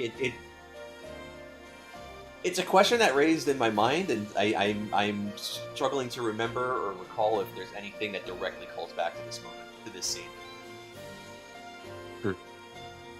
Something I wanted to say about freaking Knives here. I think I didn't get this impression from the anime. In fact, I thought in the anime I was quite sure he wanted to fucking, if he hated Rem the most out of every human that ever existed. Here, I get the impression that she might have become the one human he respects for succeeding to fuck up the entire thing that he had planned. Like to throw a wrench in his plans, yeah. Yeah, like this smile where he's like, hold on, that was basically impossible. That was almost entirely impossible. Holy shit, she did it though. Yeah. Huh. Because it was like, he thought humans couldn't do anything of worthwhile, that they were always going to fail, that they could only bring destruction, and then she did this, and it's like, damn. And because he's a piece of shit, he doesn't take the lesson of, maybe humans are better than I thought. He takes it as, damn, that one human was kind of cool, actually. There's some things I can say here, but I think I'll leave it. I think it's best left for later. But like, keep that one in your back pocket. Yeah, because it's just an interesting difference, because Mhm. if I'm wrong here for the anime, it seems like Knives just despised her at this point in time. Like, by the time he had sabotaged everything and had gotten him and Vash onto the thing, he just hated her. He That was generally hates humanity as a whole. He hates Rem because, and this is like a commonality he has in the anime and the comic. He hates Rem because, like, she's sort of like what inspires Vash to do things the way he does them. Like that's that's his reason. Like she's like his most important reason for not killing anybody, or just outright refusing to kill people. Knives sees her as having corrupted Vash, is what I got. Kind of like fill his head with really stupid ideas and stuff. I would say in the anime more so than the comic, but yeah. Yeah, no, that's what I'm talking about here. Is the anime? No, I got you. Yeah, pretty much, yes. This was the only time that I noticed something like this, but giraffe neck Vash. Look at it! Look at where his ear is! Look at his neck! Look at his hair! He's a fucking giraffe! It's a long neck, but it's also a beefy neck. It's the one time that I had noticed something like this, where it's like, wait a fucking second, hold on a minute here. What the fuck is happening? It's a long neck, but a beefy look, because I can redline that and show you where the neck is, and it's not like it's not like a Persona neck. Like if I'm not mistaken, like where his ear is, and then like I thought his neck, like I thought he had a fucking, what was it? Is it Doofenshmirtz? No, it's You ever watch Fairy Odd Parents? Yes, not in a very long time, but yes. You know Crocker having his ear on his neck? Oh yeah. Okay, yeah. Yeah, that was what I was thinking when I saw this. It's just like, wait, hold on a second. If I'm wrong there, then good, but it's just like, that was my first thought when I saw this, was like, hold on, what? Wait, hold on, hold on a second. It's difficult to parse. I usually try to do it so that, like, the way I would draw it, right? I'm not Naito. I don't think I'm as good as him. But the way I would usually try to draw an ear, top part would kind of line up, depending on perspective, more or less with, like, where the eye is. Bottom part, kind of where the jaw is, like kind of where the back of the jaw kind of starts to like bend up, where you get that definition, that separation between the jawline and the neck. If you're like, I think what got me is that the shading equally being done on the sides of the neck, which is what I think you're saying, gives the impression that his neck has become a lot smaller and longer to me. So it looks like his chin to me is like hanging. Okay, maybe I will redline this. Give me a sec. I can't click and drag this into. I can't click and drag this into Clipsvh Paint. Never mind. I'm not redlining it. I've ruined everything for you. I think, okay, so what I think you're saying is, I think you're seeing this, right? I'm seeing negative space where there isn't negative space. You're seeing this, and what I'm seeing is like. Yeah, maybe essentially something more like that. Yeah. I'm likely seeing negative space where there's not intended to be negative space. Yeah, because you're seeing the hair and what looks like one of his scars, and you're also not seeing whatever the towel is obscuring, and then there's shading right under his jawline there that make it look skinnier than it is, yes. Yeah, so to me he ends up looking like a giraffe neck because my eyes see that it's a fucking optical disillusion? Broken? I don't know what you call it in this case. Dissolute. I think it's a different concept.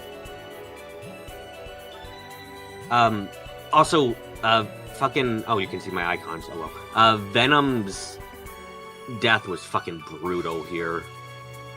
Or not Venom. You know his name. Yes. Phenomenon. Motive. Yeah. His death in we don't see it. He doesn't die. In the anime, we don't see it. In the anime, it doesn't happen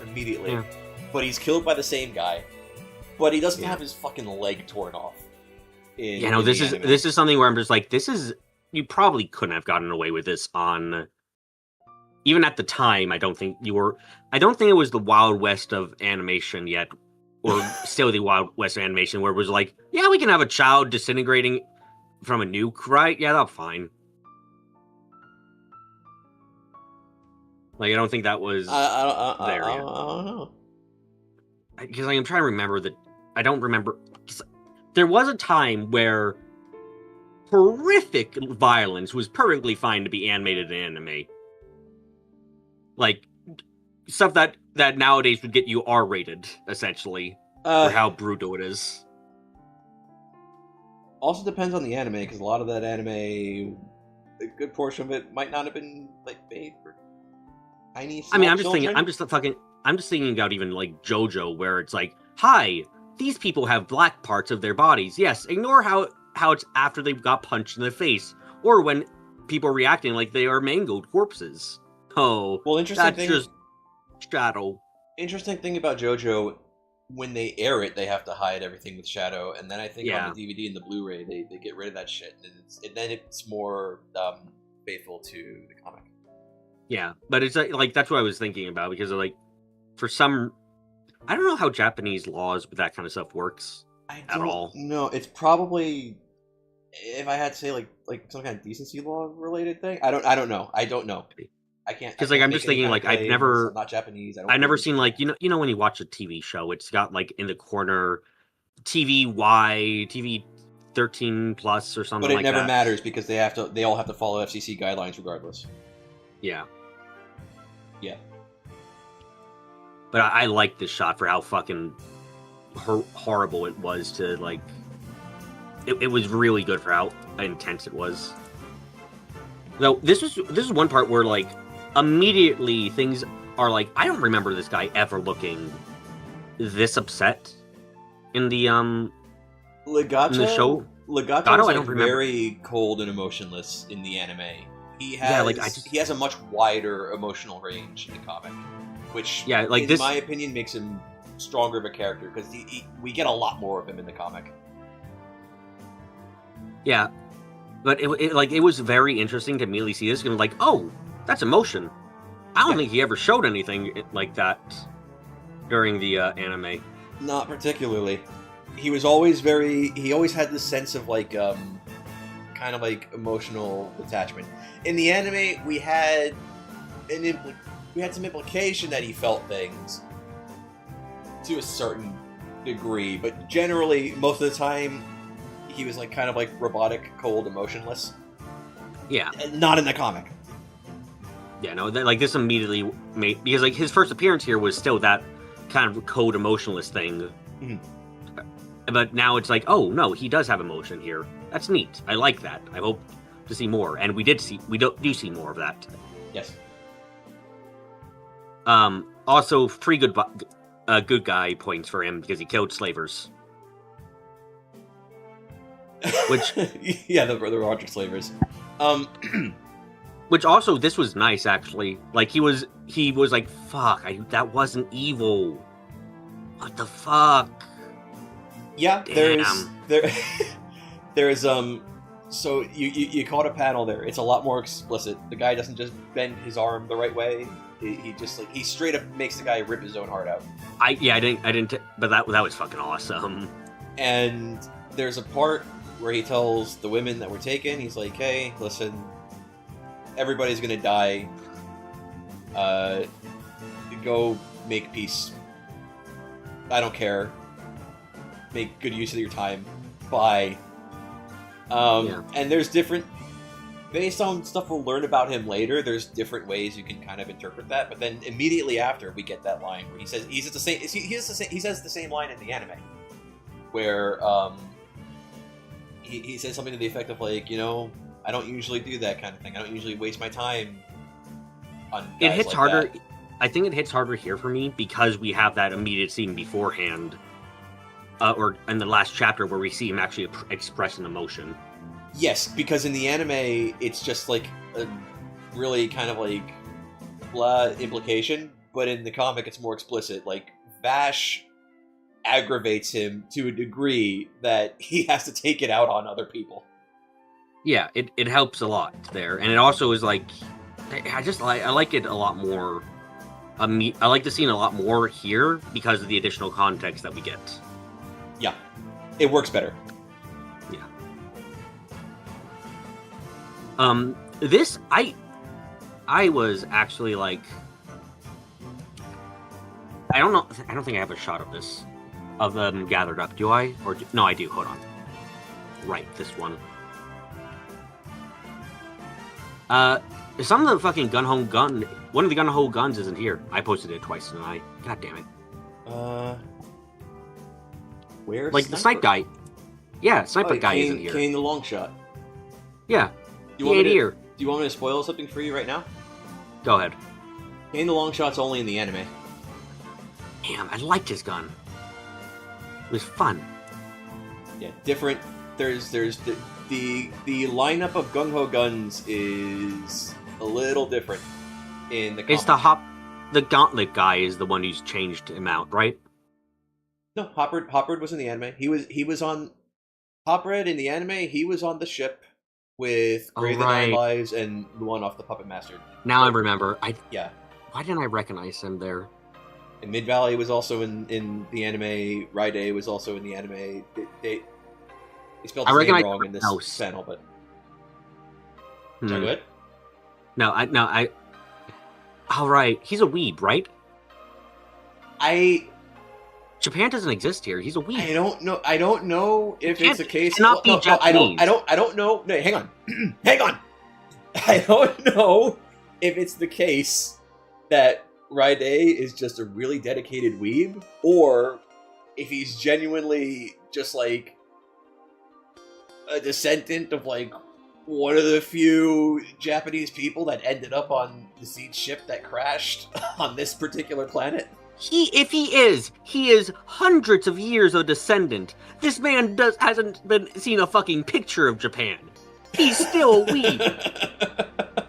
This is like saying someone that moved to the family moved to America, and like then 100 years ago is still like that thing. It's like, no, or 200 years ago, 300 years ago, because Vash is fucking old as shit. Yeah.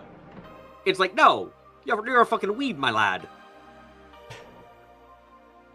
But to answer your question, yes. So like, yeah, the gung-ho guns you see here in this spread, well, it's not really a spread, but in these panels, they're all present in the anime to some degree, right?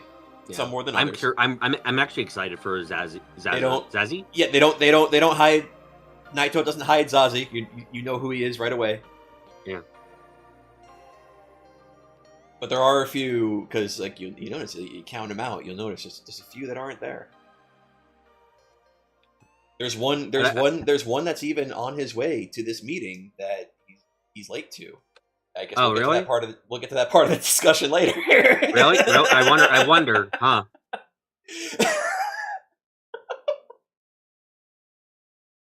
For context, I've just posted a picture where I have an arrow pointing to Vash saying white, and to Clips' favorite character saying black, because it's just like, yeah, this is very blatant symbolism looking at the two. It's like, okay, because like Vash's coat isn't fucking white.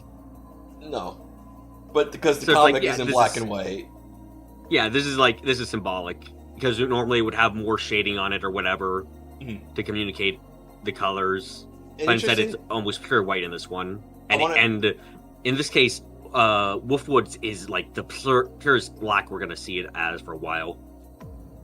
Yes, so that's what I wanted to bring up. So an interesting thing about Wolfwood and the way that Naito draws him, he focuses. If you look at the way his suit looks in like every panel he's in, with the exception of like very few when there's like certain lighting and shading happening. His suit is always drawn like just flat black. Every panel he's in, when he's wearing it. And what makes that interesting is Naito is focusing purely on the silhouette when he draws Wolfwood, which is an interesting way to approach drawing a character, because that means you're thinking of the pose like a little differently than you would otherwise, which I think is kind of cool. And when you actually look at it carefully enough, like it makes him feel different. Like it makes him feel very different from Bash, like just visually, even if it's like kind of subtle and you don't pick up on it right away. This is the least subtle it gets. When he strikes the JoJo pose, yeah. I like it because it isn't subtle, if that makes sense. It's like because I think, if I'm not mistaken, we've almost just met him essentially. At this point in the comic, we literally this is the part where we meet him in the anime, but it's like in a different spot, and we never go into that old ship or anything. It's just straight from here to Genora Rock, not May City, Genora Rock. So I like it. Like this kind of very blatant contrast between the two characters, when it's done early like this, I think is at its best. Because the later you do it, the more characters have already been established, and this kind of thing isn't doing anything new. It isn't introducing any new information for you to pick up on. While doing it early like this gives us like, here's some establishing information with these two and their beliefs and and how different they are without saying a word. It's like, and we haven't, at this point, we haven't gotten to that part of their relationship yet. Yeah. But it's just giving us like a visual indication, like, you know, these two are similar, but they're also like very different because they're similar because we see Wolfwood, I like this scene a lot, and this scene makes me hate Stampede even more. If we ever do a watch along, I'll have a fucking rant about that. But this shows us this, but this shows us like this in context with the things he does and says later gives us everything we need to know about Wolfwood. Where it's like, yeah, he does bad things, but he does these bad things in what he believes to be in service of a greater good, or what he believes to be a greater good. Because behind all that, under all that, here's a guy who's like willing to help children to the detriment of himself, because that's just the kind of like kind-hearted guy he really is. Underneath like this like no, Vash, you can't take it easy on these people kind of like, I guess, not really exterior, because he believes that too, but it's a defense. It's a defense of the way he chooses to do things in the way that Bash refuses to. I just felt, now moving on to our second gung-ho fight, I just felt this was very important. You know, she says this after he says, "I could have groped you 6 times." Now that you've upped the ante, I'm not gonna fold while the cards are still face down. She's gonna have to grope him 8 times. This is the only logical conclusion. He said he was gonna grope her 6 times. She's then like, gotta grope you 8 times then to make up, to like up the ante. Okay, so since you're skipping right to Dominique, I have another thing I need to show you. Go ahead. It's not really important, but it's funny. Did you notice that I can't believe Naito ripped off Project Moon? Oh no, he did.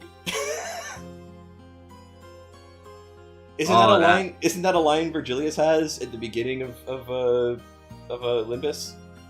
And it plays out in exactly the same way. He says exactly the same thing in exactly the same way. I think he's referring to like their body parts, but yes. Yeah. Why do you think I left your other half? It's so you can carry the others back with you. Yeah. I want to fucking see that bitch. I want to see the purple bitch. Dude, I want her to see her badly. Sorry, if I talk about Project Moon, I'm going to be talking about it for the rest of the stream. I need to restrain myself. Hey man, if I talk about Trigun, I'm going to be talking about it for the rest of the stream. Wait a second. I think I stumbled onto the point of this stream here. Oh really, Mister? I set the trap here. Is like, oh, how did I fall into this? Oh no. But also, am I going crazy, or is this revealed a lot earlier here than in the anime that Wolfwood is one of the Gunko gunners? Yes. Gunmen. Okay, it is a lot earlier here? In the anime, we don't know it, or we don't get, like, any confirmation of it until, like, pretty much that same episode where he gets killed. Yeah. Whereas here, it's like, yeah, he's hanging out with them. Legato specifically notes that he's the guy who was missing before, in the lineup of the Gunko guns that showed up. Yeah. So it's a lot, and his codename Chapel is like, okay, sure, yeah, we figure it out who it is probably. Yeah, a little on the nose for the priest to be called Chapel, but all right. I'm fine with it. I like it. Nah, it's named after his portable confessional, not actually his profession. I don't. But that's his business model. That's part of his. He could be a fake priest and do it, so that wouldn't be too unbelievable. Fair enough, I guess. Anyway, who the fuck is this? Hang on, I gotta see. Oh, yeah, he wasn't in the anime. Like, this guy comes on screen, he's like, we don't have much time, so I'll be brief. Knives must be resurrected today. Me in the corner. What the fuck do you mean, Knives resurrected? What? Who the fuck are you? You aren't anime! You say you weren't animated? You weren't anime. You were in the anime. I have no... Like, Knives didn't have anyone like you. What? Yeah, that's... I was so confused immediately when I saw him. Curious, but confused. I don't know if I should save this comment, because you're talking about being confused, and it's funny to me, because it made me think of something. I don't know if I should save this for later, but, like, the first time I ever read Trigun, it was sometime after I had seen the anime, and I didn't know that, like, the comics existed and you could get them, and then, like, some kid I knew told me. He's like, oh, I want to go get them, so, like, went to Barnes & Nobles.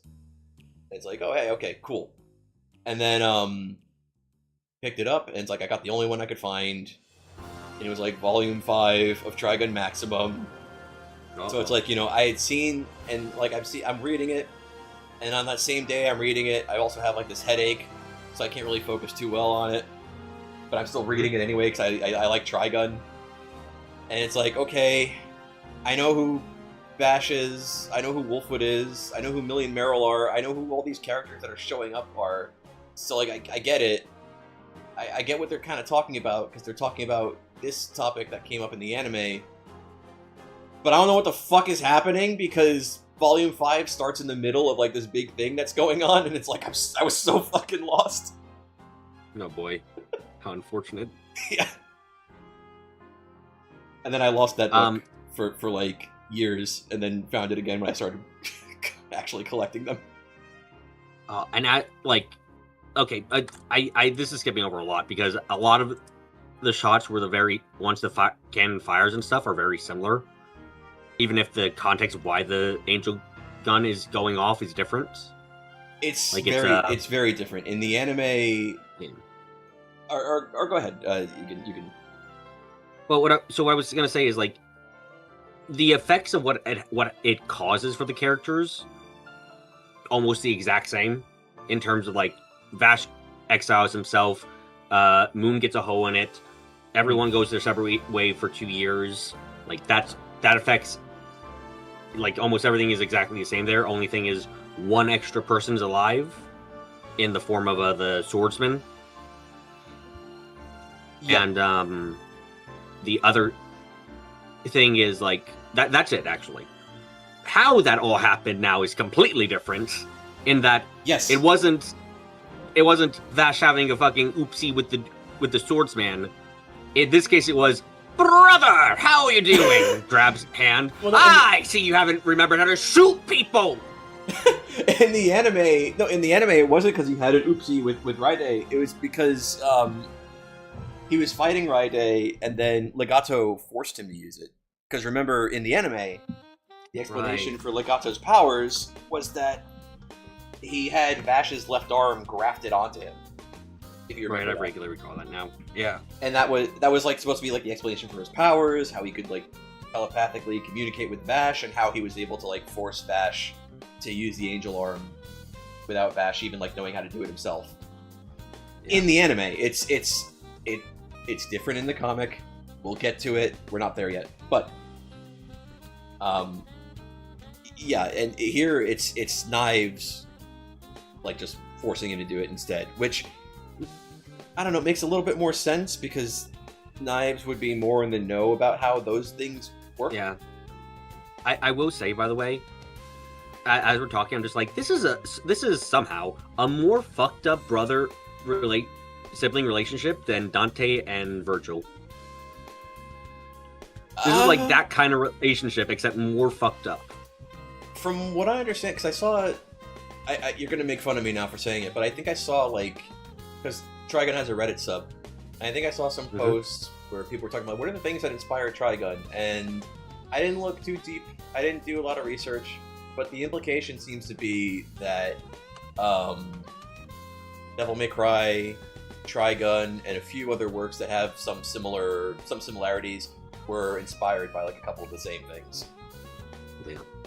I mean, that makes a lot of sense, because like the thing with Dante and Virgil, from what I understand, is essentially this, except Dante is a lot more, I'm fucking fine killing people, but he's like, he thinks humans are cool still.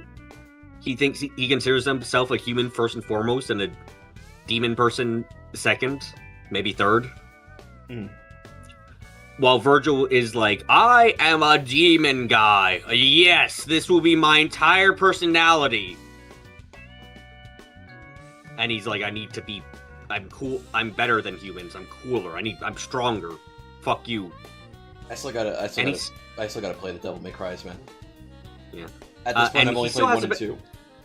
And him and Dante have a better relationship overall, because though they have tried killing each other many times, they have worked together at least a couple times. So, vastly better than Knives and Vash. At least a little. Yeah. Yeah. The Knives and Vash are still in the middle of the Earth's core, and fucking Dante and Virgil are in the mantle.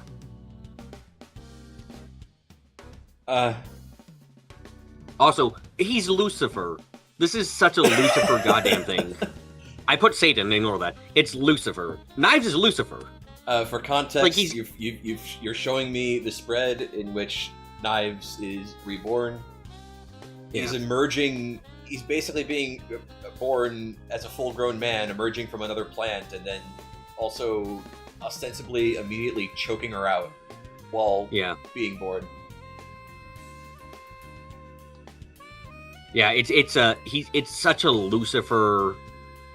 Like it's not just the angel man thing who does evil.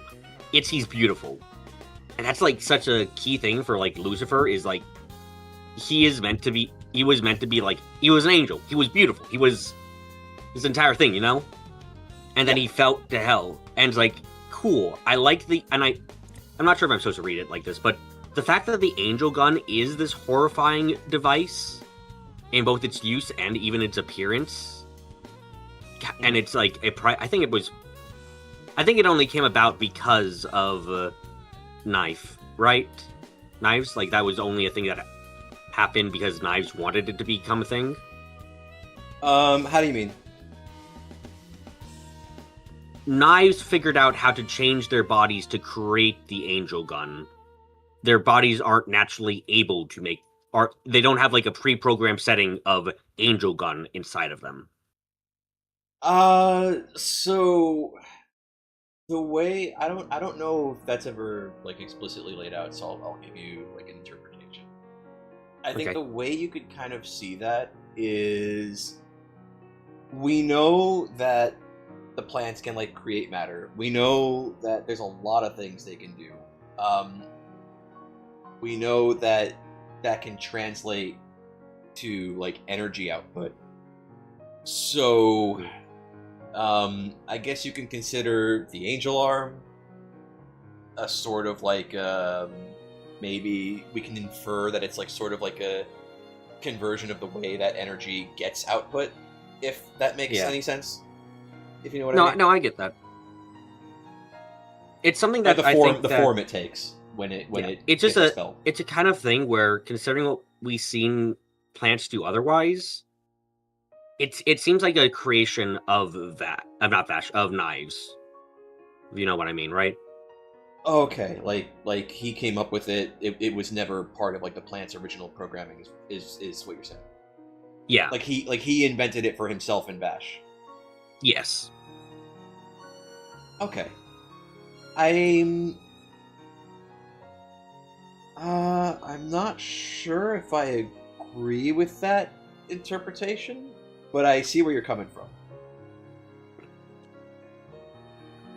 Because it's despite its appearance trying to replicate something angelic, it fails to do that, and at the end of the day, it's... Well, no, technically it does it very fucking well.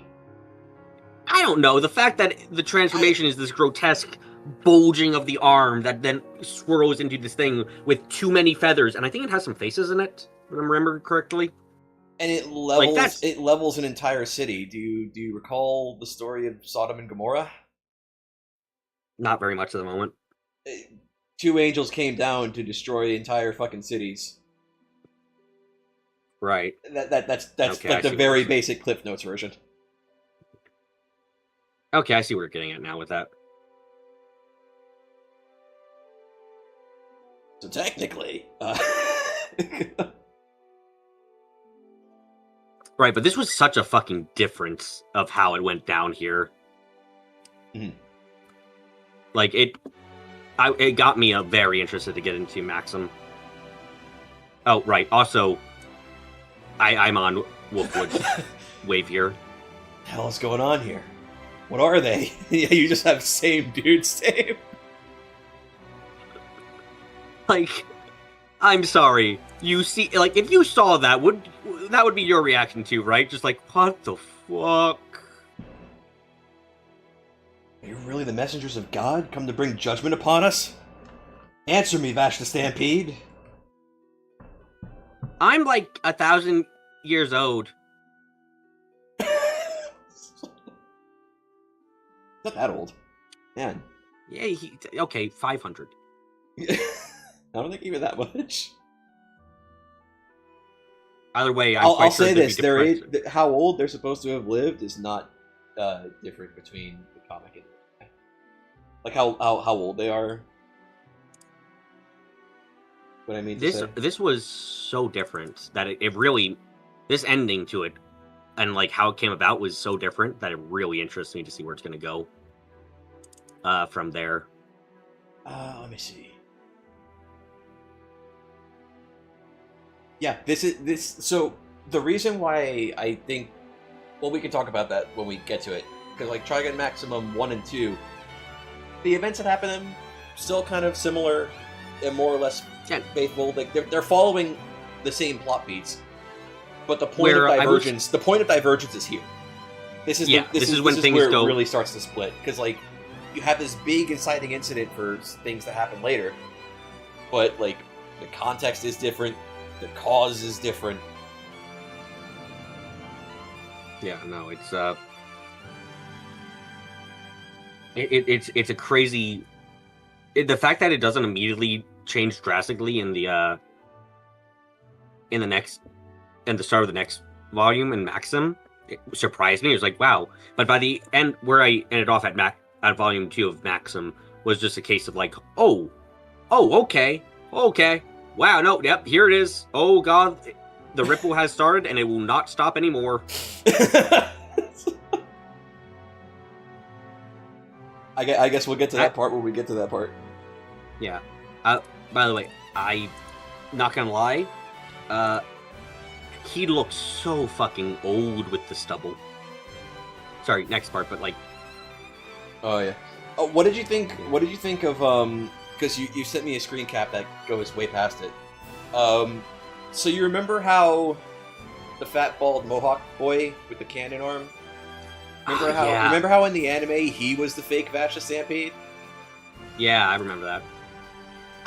And you remember how that doesn't make any sense in the context of a world where there was a wanted poster of Vash, so like people should know what he looks like more or less. Yeah, I actually have that put here as well. Feels full circle. Yeah. So Like, oh my god, it's Vash, and the guy actually kind of looks like Vash at least a bit. yeah, he's like a dead ringer for him. Especially with his sunglasses on, so you can't really see his whole face. So you can't tell that like his eyes are different. Yep. And it's like, yeah, that's actually cool. That actually makes sense. And if you had that in the anime, it wouldn't have mattered because it would have like I think it would have brought the episode down if you did something like that, where it's like, oh, maybe like Wood sees this guy, maybe probably throws him off. Too much there. It's too much to add, and it changes the context of the story, because that episode of the anime is more or less pretty faithful to these two first chapters at maximum. Yeah. Or like, maybe it's the other way around. I don't remember which came first, the chicken or the egg on that one. Vash's Eric really does look fucking ancient, man. Like, he's got the long hair, he's got the stubble, and the stubble's his beard stubble is more. I think it feels like it's more pronounced in the comic than it is in the anime. Yeah, like he looks way sadder as Eric's in the comic than he did in the anime. Yeah, no, man. Also, by the way, I didn't take a screenshot of this. I'm going to mention this. In this part 2, they mentioned how like one of the bullets is like being pushed out of him. That got struck inside of him. Yes. And it made me think, like, so Vash has some level of regeneration. Why does he look like this? I don't know. Yeah, because it's like, it's a bit of a confusion because even in the anime, this isn't really clear since they both treat it like it could kill them. They treat in the anime that, like, a shot to the head with their gun as a normal gun would kill both of them.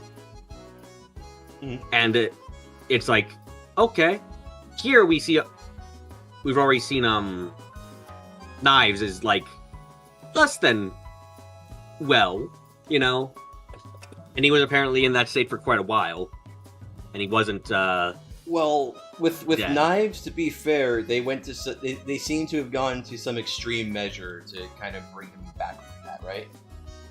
Yeah. And then beyond that, maybe the extreme lengths they went to, maybe that could have, like, perfectly regenerated him. Maybe. On the part of Vash, like, it's still having the scars, even though it seems like his body can push out bullets as it might need to, and, like, sort of kind of regenerate to a degree. Maybe he doesn't have that kind of control over it.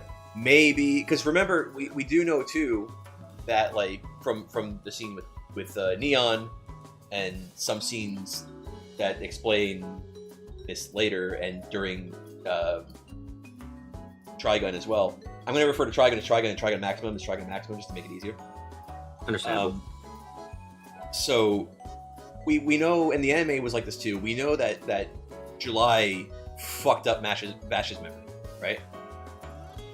And so maybe that, plus the fact that Knives seems to know a lot more about how to do plant power stuff, and like these factors maybe are part of the reason why he doesn't heal the scars. Maybe he just doesn't know how, or maybe it doesn't kick in for that. I don't know. We might find out later, but I don't know. Oh, by the way, I was happy they skipped this entire thing with the fight here, just showing the aftermath of Wolfwood and Vash taking on the fakes. They did the same thing in the anime. They never. I didn't remember that. There's never a big giant fight. It literally, I think they went in, and there was maybe some sound effects, and then I think it just cuts to Vash getting a haircut from Lena, or it does something like that. It does like a hard cut to a completely different scene. Yeah, I didn't remember that. I still like it. It doesn't change that, but also, Vash works on Batman rules. Going by this panel of like everyone, all the people that are like wounded and stuff, And I remember that too. And I'm just like, does Vash understand what, like disease, death, and all that other stuff is? Does he understand that, like, when he shoots someone's kneecap out, they might still die?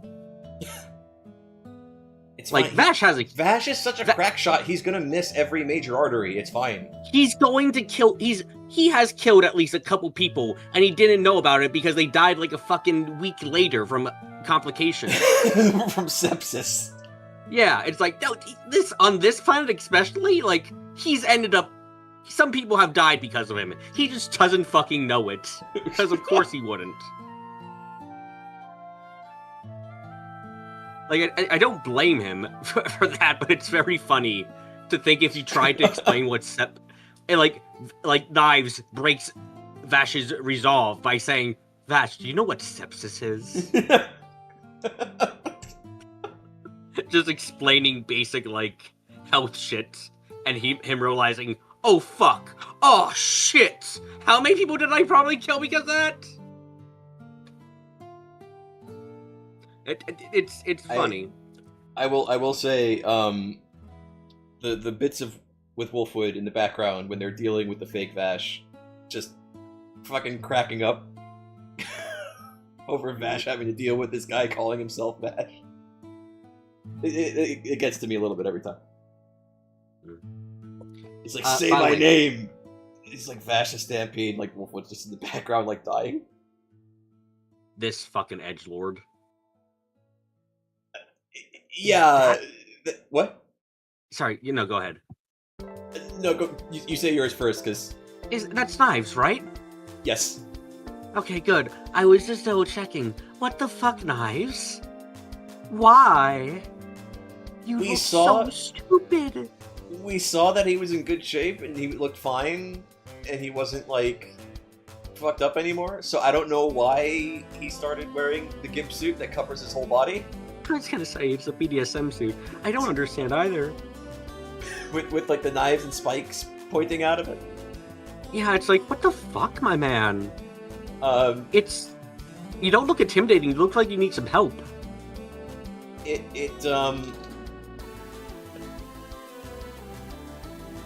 it was, like, some kind of thing... I don't know why he's dressed like that, man. I think he's just going through a phase. I don't know. Because something like this, I guess, would make more sense if he was still, like, even after regenerating and being reborn or whatever, he was still kind of fucked up. Yeah. And so, like, but he looked perfectly fine. He needed that to, like, yeah. Or, I don't know, maybe it could be something where it's, like... Well, no, because there's no indication that he thinks like that. Because I was gonna say, maybe it could be some kind of thing, you can interpret it like he's wearing this to, like, hide the part of himself that looks human because he hates humanity that much, but like there's no indication that he thinks in that kind of way. If he thought like anything like that, I would imagine he's like, humans look like me, it's an insult to my species, like, Yeah. Like he'd hate humans for it. He wouldn't have self-hatred for himself. Yes, given what we know about him, yes.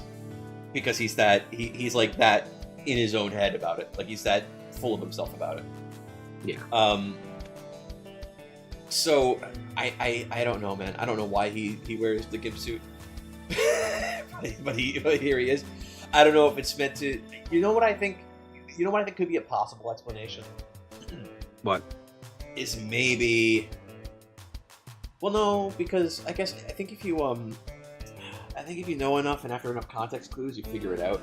But, like, maybe to hide his similarities to Vash from new readers. Because you'll notice in this first volume of Trigun Maximum, not everything, but a lot of stuff that was stated gets restated. And the context of that was the comic was like kind of canceled and on hiatus for a time between the end of Trigun and the beginning of Trigun Maximum. Okay. So maybe that could be the motivation, because now I'm not trying to figure out Knives' reason. Now I'm trying to figure out Naito's reason. Yeah. So. Because it's an extreme change in, like, design. Yes. By the way, perfect reaction is image this one. Oh, would you... By the way, remember the scene in the anime when we did the watch-along? And Which one? I'm getting to it. We did the watch along. Okay. The scene where the hostage situation on that sand steamer, where Yeah. where Vash went to go deal with it. One of the bad guys was one of Luanov's puppets. It turned out. Yeah. And a guy shot an RPG at Vash, and he kicked it in exactly the same way he kicks the cannonball in this scene. And then remember at the end of that, I said, that was fucking stupid. Would you have guessed I was quoting Wolfwood? I should have, but I didn't. But also, this is a perfect reaction image. It absolutely is. That was fucking stupid. Shut up! Just put your face on Bash and put like my face on Wolfwood, and it's like it's a perfect thing to slap onto like something on your stream when you do something, and it makes me all caps. By the way, this is another time where like the extra time we get in the anime made them feel better. When she goes, indeed, we faced innumerable high risk situations. It's like, you got like 3 with him in this story, where you actually like were together and not just chasing after him. Yeah, I guess maybe there's some implication there that there's like some stuff that could have happened in between those stories that we didn't see, but at the same time, it's like there also isn't as much indication of that, so it's like, yeah. I think the anime gets some help there because of that. Yeah, but they were with him more closely for like the gung ho gun stuff in the comic than they were in the anime. Yeah, true. Because generally he took on a lot of that pretty much solo. I forgot to ask you when we brought it up, but did you notice a lot of the differences like between how the fight plays out with Monev between the anime and the comic?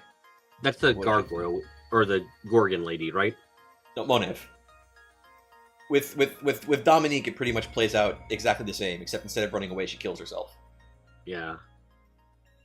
Motive. Yes. Okay. Now I fucking. God damn it! If you First said guy. Venom, I would have known. I'm so fucking stupid. The first guy. Yeah. Okay. I remember him now. In the anime, it plays out a little differently in the anime than it does in the comic. Well, for one, when he kills a bunch of people, it's actually more brutal in the anime because like you see more dead people. For one. Yeah. There was. I think we saw like 2-3 dead bodies in the panels we had here. Yeah, I think the way Vash hid behind the safe door in the comic makes a little bit more sense, because like, in the anime, that explosion that like launches it towards Monev kind of comes out of nowhere. Whereas like Monev's like, I'm gonna just shoot through the safe door, it can't protect you, and it's like, for some reason he doesn't consider that Vash might be hiding behind it long ways. Which, you know, like makes some kind of sense, because it's like, that's just more material for the bullets to go through, so it protects them. Yeah. But interesting is just the way the fight kind of plays out in general, because in the anime it feels more like a chase. It feels more like Monev has to chase Vash, and he's way more active in the fight. Whereas in the anime and in the comic, he expresses like some degree of fear of Vash, and it works more in the comic's favor when it seems like Monev never directly engages Vash unless he thinks he has like a straight up advantage against him. Yeah, no. I didn't put this here, but I had when he lost, I was like, guy knows when he's defeated. Written down. No, yeah, but there's also the part where like he engages him when he's like chained up in the jail cell. He gets out and he disarms one of his guns and he runs away. And then he shoots through a whole bunch of buildings to get him. And then he shoots Vash's arm off, and Vash still gets him. And then he runs away again, and now Vash has one fewer arms than he did before. He has to hide behind a safe, he has no time to reload, and that's when he engages whole ham again. And it's like it feels like he's being more careful and more cowardly with picking and choosing his moments to engage Vash. That it's almost more of a steady build to like the whole. He starts crying for Vash to like spare his life if Like that's Oh, like one way you can kind of read it, I guess. right. Fuck, I didn't take it. That guy, the two family feuds and the puppet guy, first appearance, right? Right. Remember that? The scene with the RPG that Vash kicks. Yeah. Yes. Fuck the guy who had the gun. The father had a gun to his head. Holy shit. Fuck him. Should have shot thrice. Damn. Where are we on the anime or are we? Okay, I don't remember him being this much of a actual garbage and human being in there, but the guy who was gonna get shot, and Vash was like, "Don't do it, no!" I don't remember him being a goddamn rapist and necrophiliac who fucking killed the guy's daughter. I only remember he killed his daughter. I don't think they went that hard in the anime, no. Yeah, because in the anime, it's like, oh, he killed. It's like, oh, okay, yeah, revenge is gonna be shallow. Oh my god! And then here it's just like, what the fuck? Like, yeah, I was actually like, oh my god, I wish Wolfwood was here to fucking shoot him right now. Holy shit!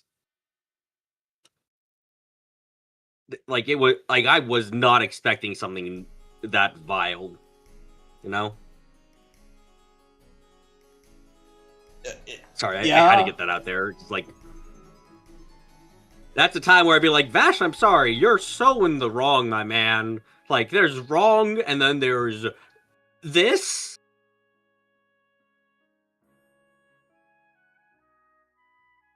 Oh, so fucking, like, mad at him at that point.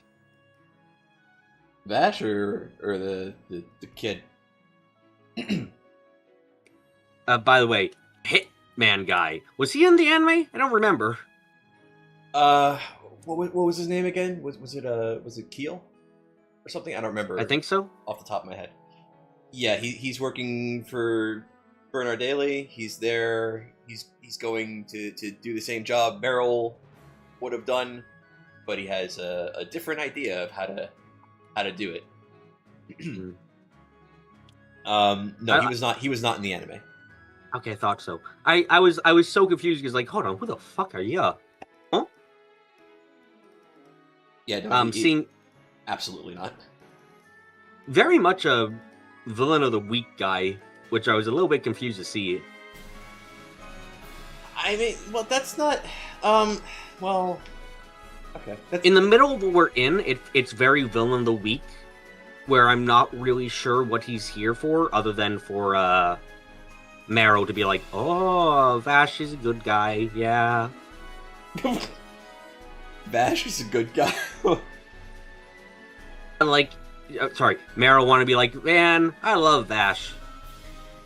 I think she says quite the opposite by the end of the chapter you're talking about. Okay, that's what she wants. She's like, God damn it, I love him, I love him, I love him, I love him. No, the implication at the end of that chapter is that she doesn't want to have to deal with him outside of work. Or at least that's how she says it to Millie. Yeah, but I feel like that's another thing where she's like fucking pretending a little bit. Like, no, I don't like Vash. Baka. Well, she has to. They have vacation time. They're gonna go to New Miami. I'm going to blow. Okay, we're gonna send Vash to New Miami first, so that way it's blown up by the time they get there. Damn. We've sent Legato there so that there's nobody there by the time they get there. Good idea, good idea.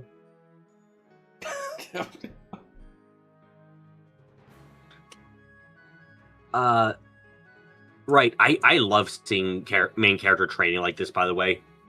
I said this. So there's you remember how there's like that episode in the anime where like he wakes up, he tries to meditate, he gives up after 3 seconds, and then you see him practicing his quick draw. Yeah. And it was only like part of that scene. I think that later goes into like an episode where he has an adventure with Wolfwood. I think that was like the episode where he and Wolfwood do like that sharpshooter contest. In the comic, it was just like a short little like side story episode. But then you also have this, where like he's doing his quick draw thing. He's got the wine glass. He's balancing it on the gun. He's aiming at these coins while he's blindfolded, so he can't see. But he's like practicing and training and all that. and then we actually see him like use that yeah. like practically later, and it's like one of those things where it's like, okay, like he does like have this like good arm to the point where it's like almost like a preternatural ability, but he doesn't like. There's bits and pieces we see in the comic where it's like it shows us like he doesn't just have this. He can't just do this because he can. No, like, yeah, he does work at it. It's the best thing to see for a character like in almost every anime, even if they're amazing. It's just like, yeah, there's effort put into this. Like, yeah, and even when it's like a short moment, like what's here, it's even just having that for like a couple of times is enough to show like, no, yeah, this character, he's not just instantly good at whatever he tries. Like, there's some form of effort that's happening.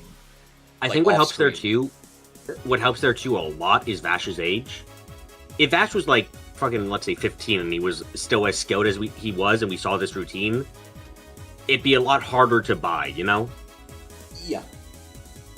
You'd be like, oh wow, really? By this point, by this point, we know he's been wandering the planet for like 150 years. Yeah, because they explicitly laid it out when we had that first confrontation with knives.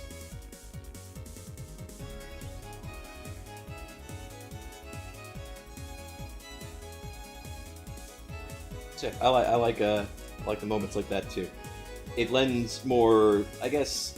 It's not realism's not the right word for it. I don't know if credibility is the right word, but it helps to kind of sell like, okay, yeah, I can see how this character's so skilled. He's actually like, he actually has to practice this shit. Yeah, it helps a lot. Also, my reaction when I saw this guy. Why? Why so mean to Brad? It's an affectionate term in this case. I don't. If you start calling me cuck as an affectionate term, I think I have like I'm gonna find your docs. I'm gonna find you. Well, do you have someone who's cucking you currently? No, then I won't. It's the fucking funniest shit, my man. Like, I love this. I love this fucking scene. Ignore the words. I find this is fucking funny. But, again, she looks goddamn like she's 12. Well, I think that's just that particular panel, maybe. He looks like it's supposed to be comedic panel. He looks older still. She looks 12. Well, I mean, there's comedic panels where he draws Vash looking like he's like 900 years old. That was like once. There's a couple times. There's a few times. I only remember once. What did you write in that first one you said? Where's Vash's? I can't read my own word there. Okay. Unwanted.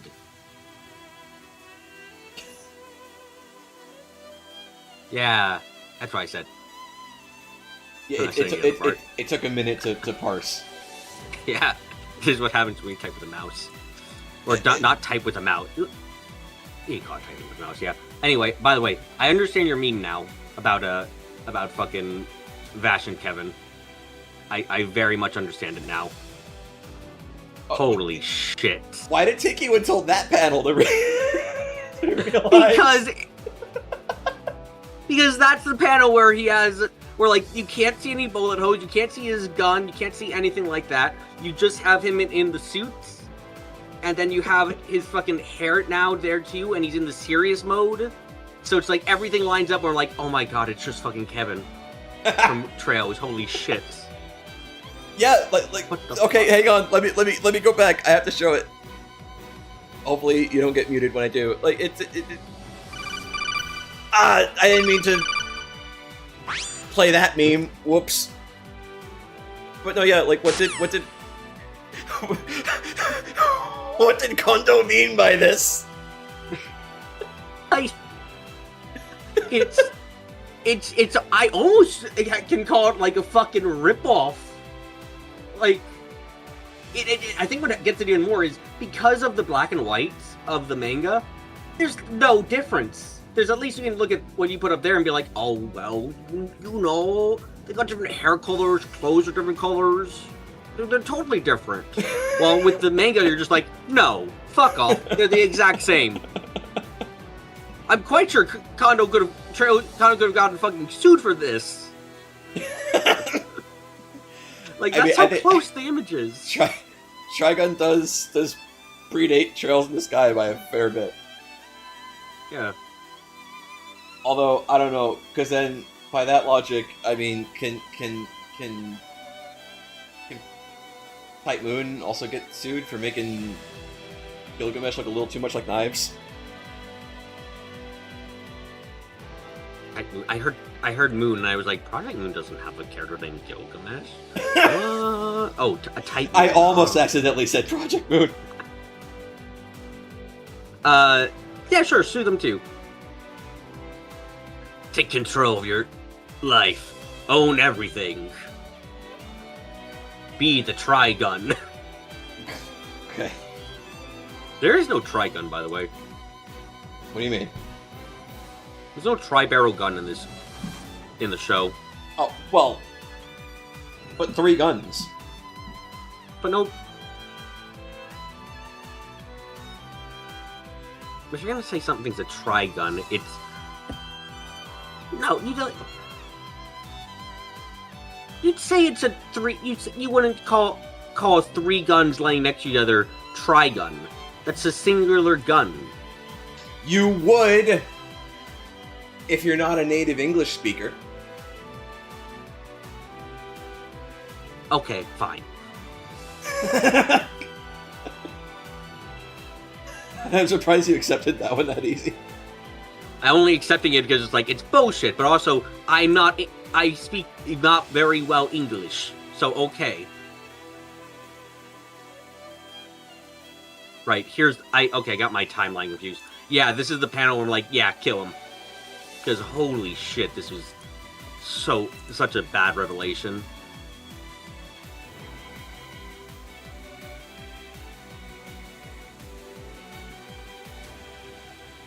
Right, at the end of the chapter though, why is he in a fucking Iron Maiden? Because there's nothing to hold his body up. Did you see what fucking Knives did to him? Okay. For context, Bob showing me a spread from Trigun Maximum, where Legato is in like the sarcophagus to hold him up. And for context for that, at the end of Trigun Volume 2, Vash shows up to Knives being reborn, and Legato sees this, and he tries to order the gung-ho guns immediately to kill Vash. And in response to this, Knives just like grabs the dude's head and just like shoves it down, like just destroys his whole fucking body. Like, he's mangled after that. You see his foot like bend the wrong way, like he made that guy's arm bend. Yeah. So Legato is like fucked. Physically, he's out of commission. Yeah. But still, is fucking Knife the one who's deciding what his fucking wheelchair's gonna look like? I mean, maybe. Did you see the gimp suit? Yeah, I guess Knives is deciding what his wheelchair looks like. And his wheelchair will be a fucking Iron Maiden. An Iron Maiden and some kind of monster guy. I don't want Knives to take over the world, because he's gonna make every plant dressed like him. It's gonna be it's fine. If he takes over the world, there won't be any humans around to see it. There'll be plants, and I'm sorry, I do not believe that the nice-looking plants angel-wise will be like, oh yeah, Knives, you look great, dude! Why did they sound mentally handicapped? They were born 5 minutes ago. 5 minutes. 5 minutes up. You're triggering the other brain rot. I'm just remembering the meme image. I'm like, I want my dad and my dad to look at me. God, you're extremely selfish. Die. I'm only 5 minutes old. Fucking Angela meme image. I know what you're talking about. Oh, that's great. Also, he looks like he's fucking like 12 feet tall in this panel. I know it's just how it's supposed to look, but either he is massive compared to the person battling right now, or he's hanging in that Iron Maiden thing, and he's, like, dangling in it, and, like, a couple feet off the ground. He maybe. I can imagine Knives doing that to a person. Well, I think... So... Okay, so remember in the end of Volume 2, where they have that confrontation, and, like, yeah, Knives is antagonistic towards Vash, but, Vash is, like, in a state of undress, kind of, right? Because you can see, like, some of his scars and stuff. He's not wearing his full coat. Yeah. And then you see his expression kind of soften, and he goes, like... And he gets like sad because he sees all the scars on Vash's body. There is a part of Knives, even though they're having like this like argument that they'll never be able to reconcile on, or that they don't seem to be able to reconcile on. There's a part of him that still cares a lot for Vash, like as his brother, it seems. Like, that's why he doesn't want him to die. He wants to bring him... It seems more so he wants to try and bring him to his side than, like, just kill him because we can't agree. Because he wants a world for plants, and Vash is a plant. I think it's a lot more selfish than that, personally. Admittedly, where I think he wants to prove himself. He feels like if he just kills Vash, it doesn't prove anything of how dumb he was. You know, it's kind of a stubborn kid going like, "No, I'm right in my argument." Well, that's probably an element of it. Like, a plant being killed by another plant doesn't prove that humanity is bad. Yeah. That could be another part of it. Another part of it is that they might still be. He might still think of them as brothers. Another part of it, I think, is like more important. Is like, and why like maybe Legato is being strung up in the sarcophagus with the same aesthetic taste that Knives has at the moment. Might be like, who the fuck is... I don't care if he's my guy who can make a guy rip his own heart out. Who the fuck is this human to try and kill one of my kind? Yeah. Yeah, I think there's a lot. I think there's like a lot of ways to read that, which is like kind of cool. When we go on to the next chapter, by the way, we see my favorite character in the entire manga so far. Anime Man! Oh yeah, the guy from the first episode. He's alive! The mohawk and the boomerang. Yeah, he's alive. It was so exciting. And he's dead. look who's with him! He's got the feds with him. Yeah, they exist, and now they don't. Oh yeah. Nine Lives hugs him to death. And then the rest get fucking turned into a blender. I don't know if they got... I was kind of get confused. Did they get blended, or did they get squished, like a juicer? They got squished. The truck... So for context, there's a chapter where the feds go to like this estate. The owner of the estate hasn't been seen in a long time. And it turns out the Gung-Ho Guns have been hiding out there for a little bit. So he has the Boomerang Man that we see from the first episode of the anime. He shows up, and they try to get him to clear the place out, and in exchange for like lightening his prison sentence, basically. So they have a big giant truck just for him because he's a very large man. And in the end, Boomerang Man gets killed. Hoprid does this sort of feint. He does like a warning shot attack. Tries to tell the feds to take off before they all die.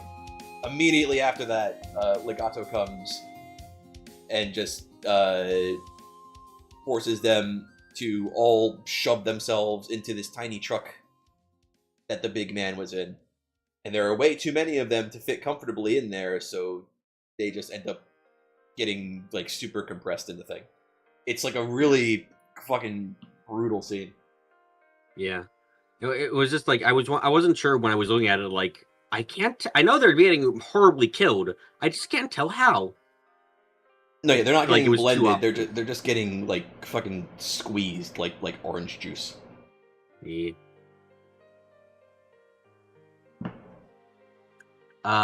Also, I'm going to... when was JoJo Part 3 out?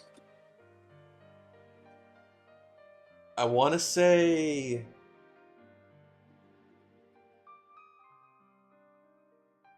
I'm getting mixed up. I think it... I can't remember. I think it takes place in 99, but it started in 89? I'm only asking that because this is the second time I've seen a manga where there is a bug that's being used to spy on other people. Well, when it's like a singular bug, not multiple bugs at once. It's a single bug. But that's not a bug. Okay, it's bug shaped. It's meant to look like one as closely as possible. This is like saying that if you make a fucking gun shaped, if you make a thing that shoots like a gun, feels like a gun, it fires like a gun, but, you know, technically it's made out of wood. It's like, I don't care. It's a fucking gun. But it's made of wood. It's good against Magneto and everyone else too. Okay. You've seen that meme? No. God. Magneto. There we go.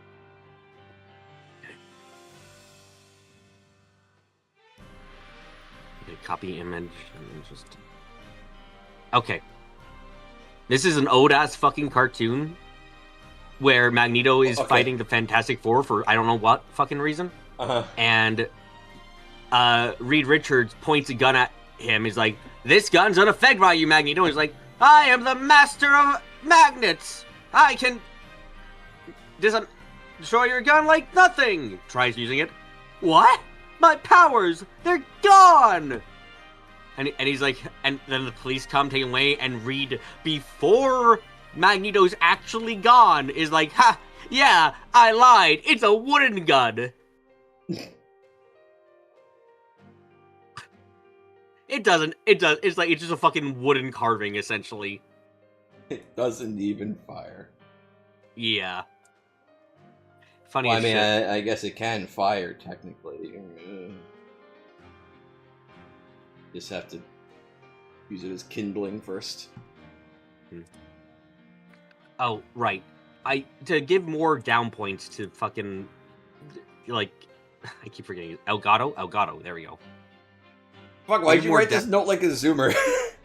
The fuck? Or like because what the fuck? Dude's aura is completely... Look, his... What, you want me to say vibe? You want to say his feel? Like... Go ahead. Like, dude is eating fucking food off the table. Like... And the thing is, I think his hands are, like, bound to his sides like a straitjacket, right? I'm not going crazy? Let me see this. Yeah, pretty much, because what is he gonna do with arms that he can't move? Yeah, and it's just like, my fucking god. And it's like, the food hasn't been changed for him at all. There's no raised plates or anything. He's just fucking like...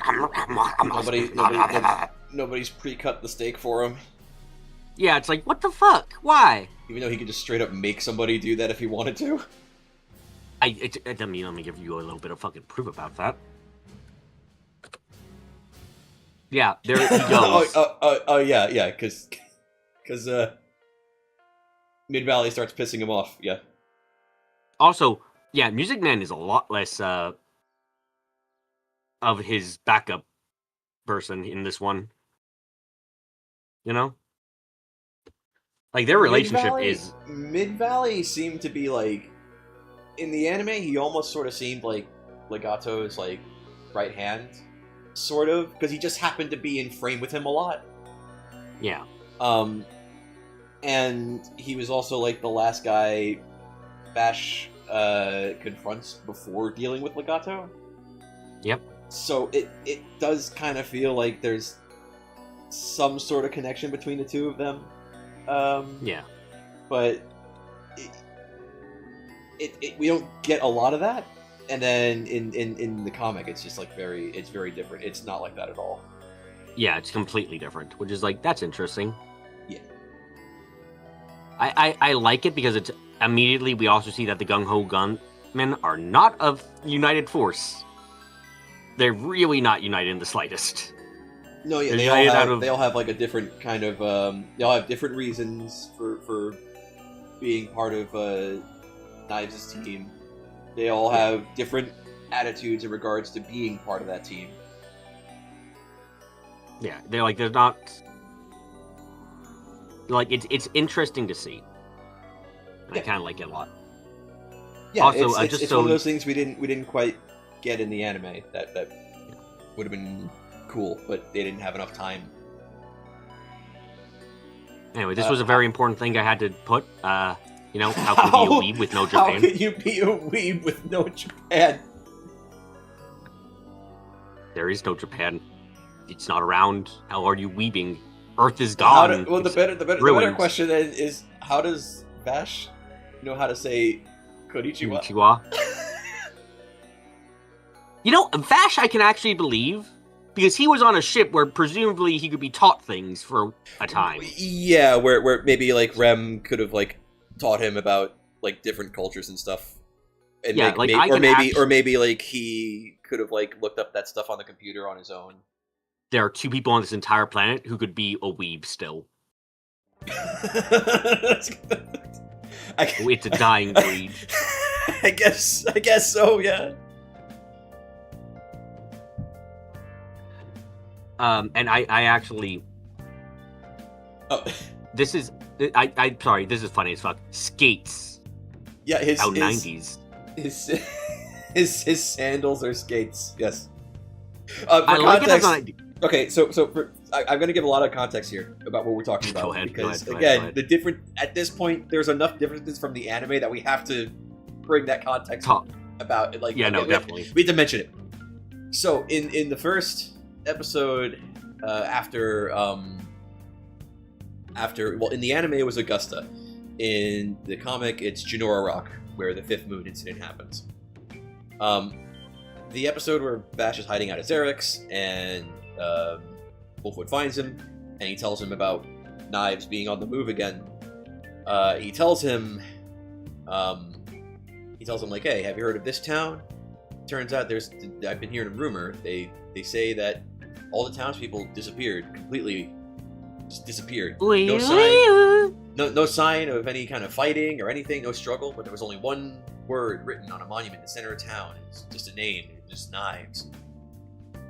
And yeah, I think they end up going there like way later in the anime, but here they've gone there. They've gone there right away. Is that the final confrontation location with the Gung Ho guns? I think it is.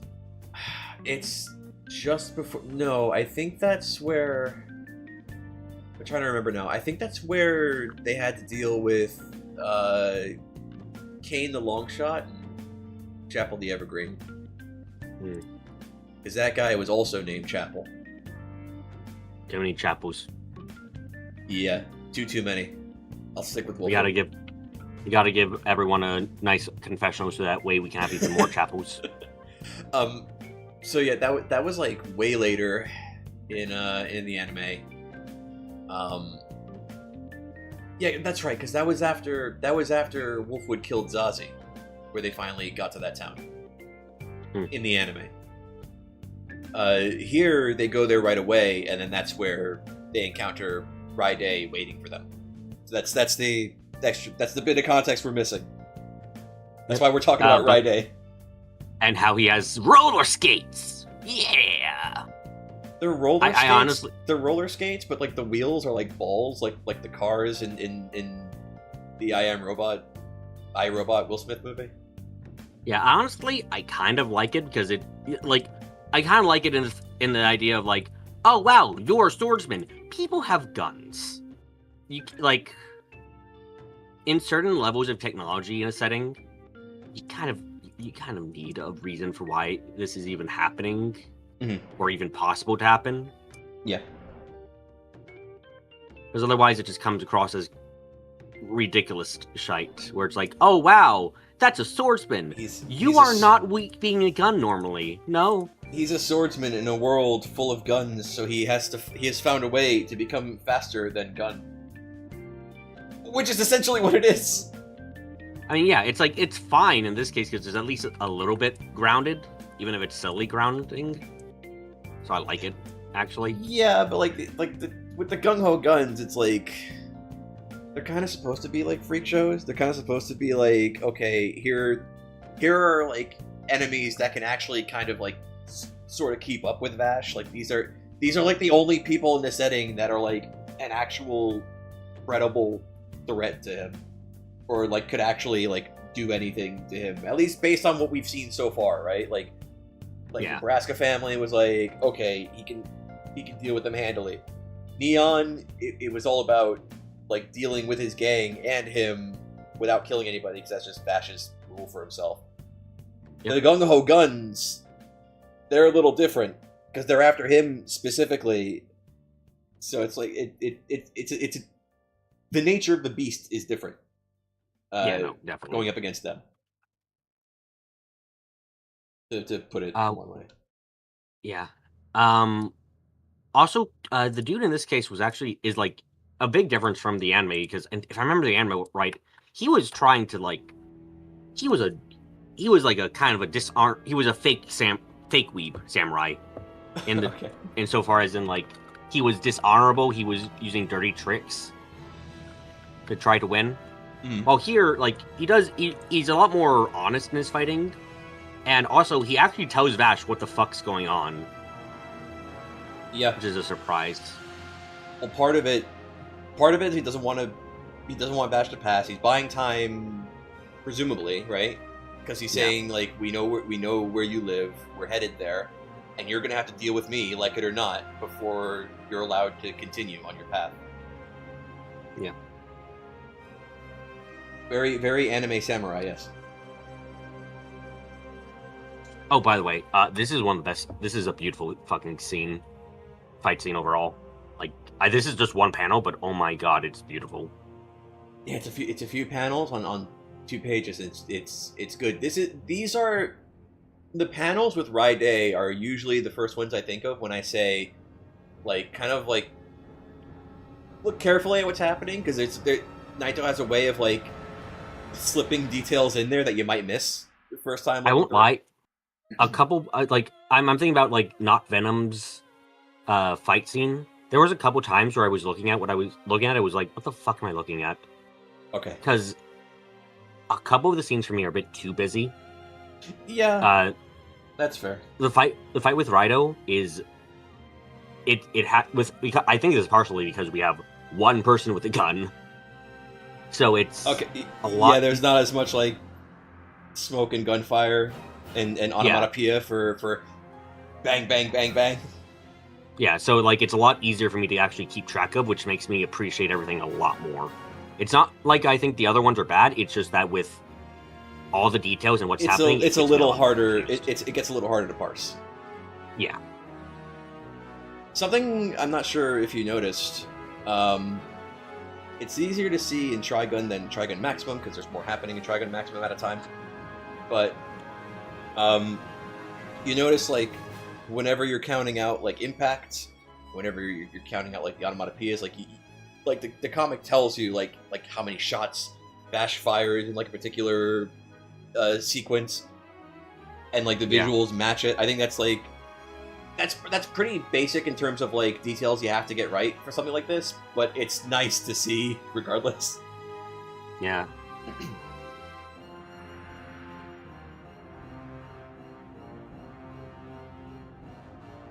Also, Woof, sorry. I love this fucking thing, guy. Gesundheit. But I love this guy in his fucking scene here.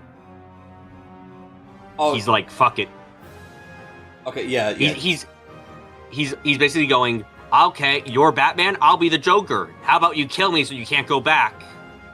Yeah. So for context, for context, this is after Vash has defeated Raide. He turns his back, And Raide is about to do some Brazilian shit to try and get him when he's not looking.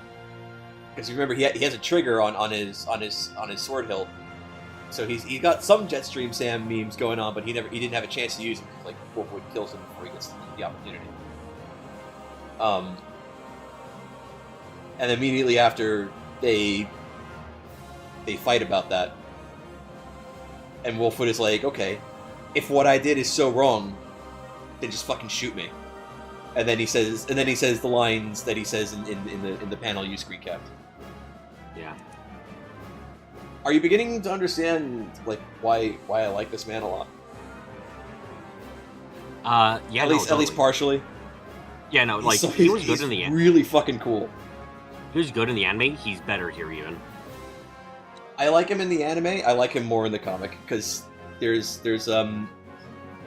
he's not that different in the anime, but we don't get as much, and we don't get to dive as deep into him as we do in the comic, as you'll see. I fucking love Wolfwood. You like it? I get it. By the way, what is wrong with humans on this planet? Okay. I'm sorry. Like, what the fuck's happened? This man looks like he belongs in fucking Fallout. I mean, they're on a desert planet. Technically, they are in Fallout.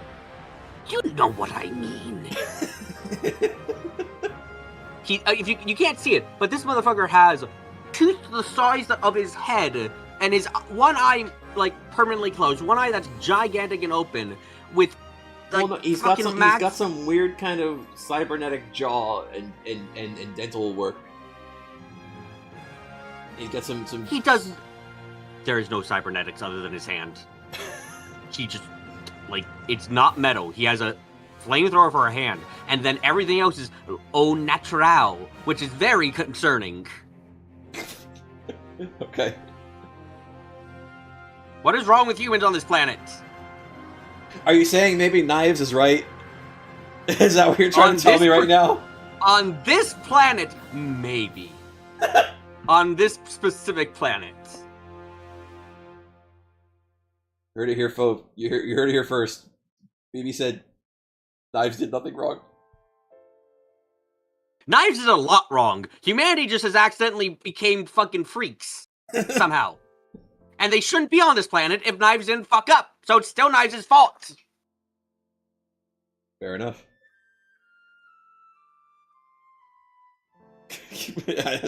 No, I'll say that. Fair enough. Right. This is a bit of a joke, but right before the scene, fucking, if I remember correctly, Wolfwood kills a guy, and Vash was helping while exhausted beyond belief. And it's like, if Vash was awake, he'd fucking be, like, ruined right now, or he'd be really pissed at Wolfwood a lot. I don't think we have confirmation that guy is dead. But it's Wolfwood you shot, so I have a hard time imagining in this case he wouldn't. But he shot him in the metal parts of his face that you're refusing to believe are metal. I saw blood, unless you're trying to tell me that was oil. I have to look at the page again. Oh, you have to look at the page, I'm correct then. But... You have 3 screens, of course you are. What? I said you have 3 screens, of course you are. I don't know what you're responding to. I stopped paying attention to myself. By the way, another bit of Wolfwood is awesome. I'm only human. I'm only human after all. Sorry. I was gonna hang up as a joke, and then I couldn't do it fast enough. Fuck off, back to Dragon Age Andromeda, or whatever the fuck that flop was called. Sorry. You're mixing up the 2 very shit BioWare games, don't worry. They're from the same company. I know. But, a phrase that came to me when he said this is like, humans sin, angels kill is how this is going. It's up to God how... Like, Vash believes it's kind of you'd have to be omniscient to know if it's really right to kill someone. While Wolfwood is like fine with doing the dirty work, even if he doesn't know it's going to be the best thing. Yeah, and I think that goes back to, I think I sort of kind of mentioned it earlier. He gets it across in the anime. He's like he's the kind of guy where it's like he'll do things that he knows are bad, that Vash will say is bad, that are bad, and they can both agree on that part. But he does it in what he believes to be like in service of like some greater good. And I think that part of it from the previous chapter where they're like arguing about it kind of like sets the premise of their like conflict in that regard pretty well.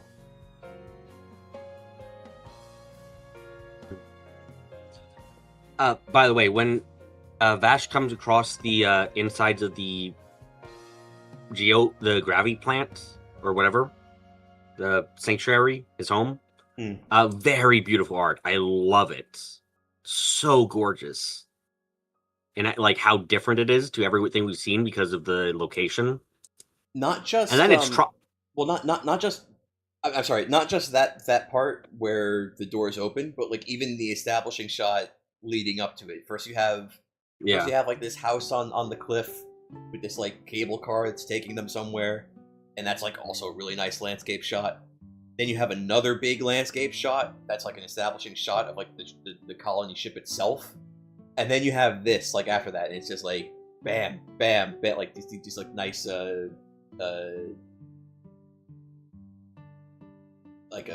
landscapes that... I'm sorry, and then, yeah. And then it's trauma. Oh, God, it's trauma o'clock.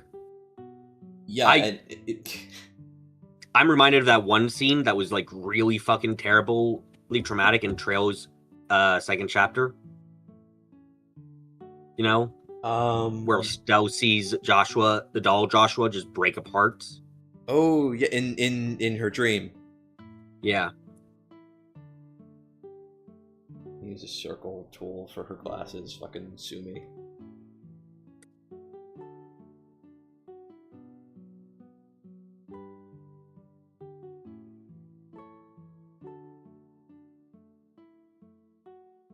Also, knowing what we know,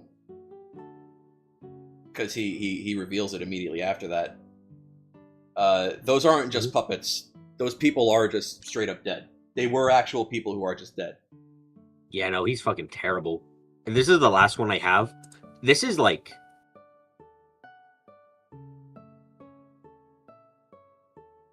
body horror without blood yet.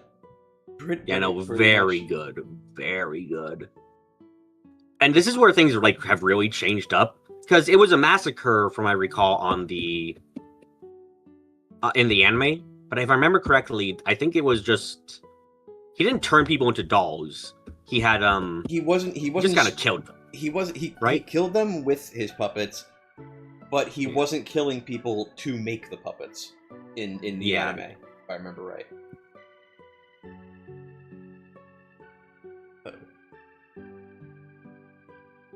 That's just but this is where it feels like things are about to get... this feels like irrecoverably different. We're at the point. This is the last note I had, but it's like this feels like the point where the story is now whatever it's been information I've gotten from the anime is about to get thrown in the garbage can forever. Like there's no... this last chapter was like, oh my god, we've changed up so much in this. As soon as Raito showed up, because Raito was dead in the fucking anime by this point. Right, you know? Yes. Raito. On the day he is out. He's not riding.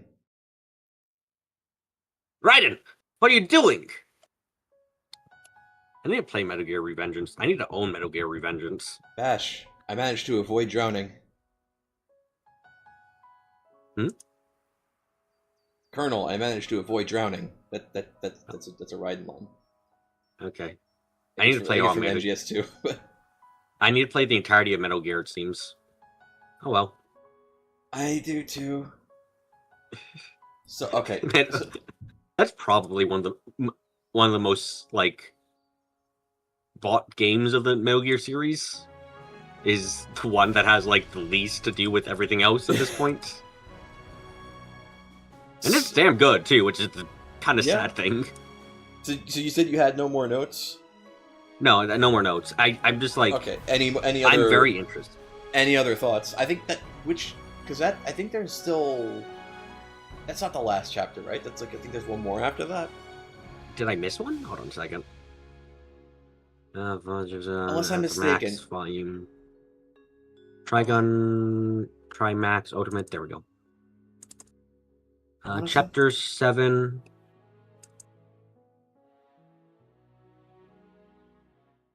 Unless I'm mistaken, I want to say that's like the last. Yeah, no, this is the last one. This is so okay. The last panel is actually the last panel is Super Saiyan Bray the Nine Lives showing up and grabbing Wolfwood.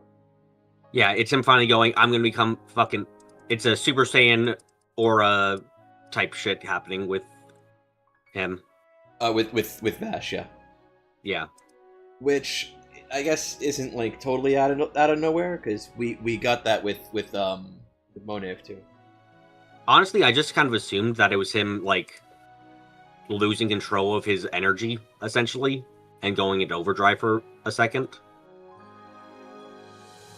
Like kind of like with the Angel Gun, except it's less severe and through his entire body. That he's just like, I'm angry. There's like, you know those those memes about like projecting like a killing aura or like a killing intent or kind yeah. of... Yeah, that's what I was thinking. There's something that sticks out to me about Volume 2 because of that, and because of like anime memes and some other stuff that happens later.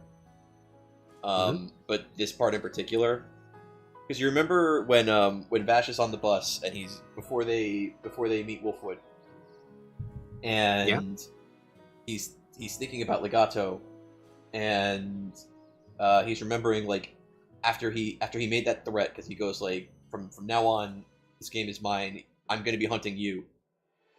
And then the part we see when that happens is we see Legato kind of get aggravated, but then as Vash remembers it, he actually smiles like immediately after that. And Vash thinks about that and he goes like, "Oh, that was a threat. That wasn't anything to smile about. I was angry." And it makes you and in the context of this scene, it kind of makes you think like, well, shit, so was Vash doing the same thing in that moment? Whether or not he realized it, was he doing the same thing and trying to project that same kind of wave of contempt towards Legato, and Legato just like brushed it off like nothing? Like he just responded to it happily? Yeah. I'm excited, to put simply, for more reading. Okay. I have one last screen cap of my own to send. So you remember what was the name he said? What did he call it? I think it was Unica. He called the puppet. Tell me this puppet doesn't fucking remind you of Campanella. Oh no, absolutely, it does. What did Kondo mean by this?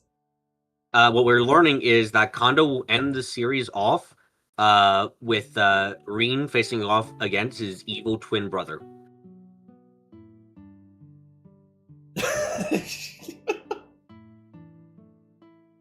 It all comes back to Rin, the mean meme machine.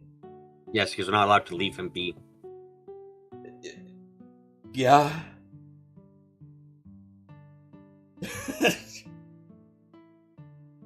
We talked for fucking like 4 hours.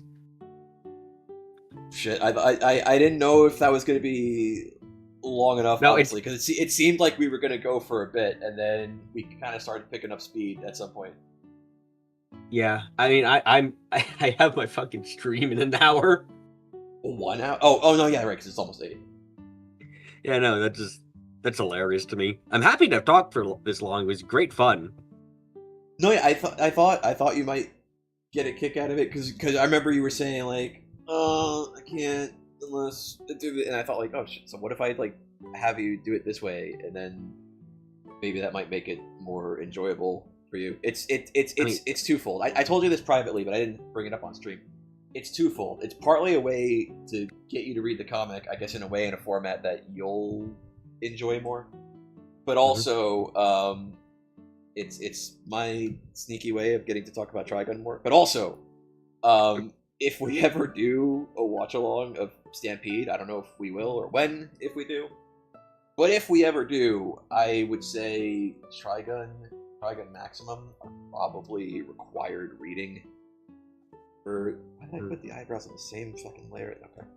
Are probably required reading for that, because part of the reason I don't like Stampede so much is because it's very hard not to compare it to Trigun Maximum. Like, exceptionally hard.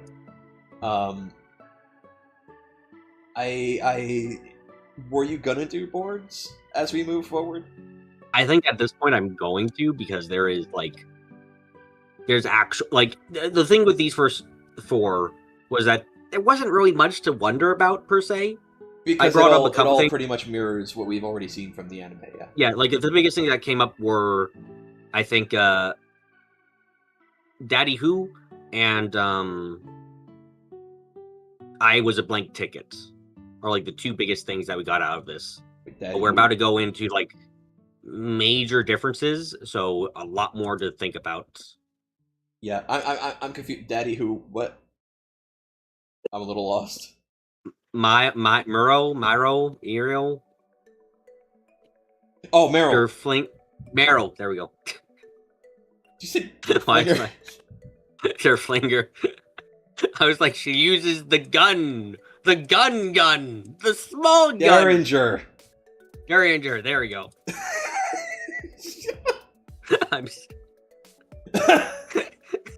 If you ever wonder why I don't refer to a lot of characters by name, it's because I don't know most things, people's names. I mean, shit, dude, I only managed to like work on one panel this whole time. I've been distracting you. I'm so sorry. Well, I'm also trying to look at the screen caps when you post them. And as it's, I said, distracting you. It's hard to look at that and look at the panel at the same time. I get it. It's a little too heavy. L. Lazy. What was I gonna say? So, did you have like any other thoughts? No, I gave everything. Okay, so, how did you want to do this moving on? Like, how many? Because we did 4, and there are like 16 volumes, so we could do 4 again. Although I don't know if that's for the best, because we're getting to the point where it's like it's more unfamiliar territory at this point. So it might be harder to cover more at a time, just on the basis that there's going to be a lot more to keep track of and talk about. And if you do decide to do a board for fun, more to put on that. I don't know if you want to do like 2 or 3. I definitely, the story, so I'd probably be good for like where you think a good endpoint would be where I should go up to.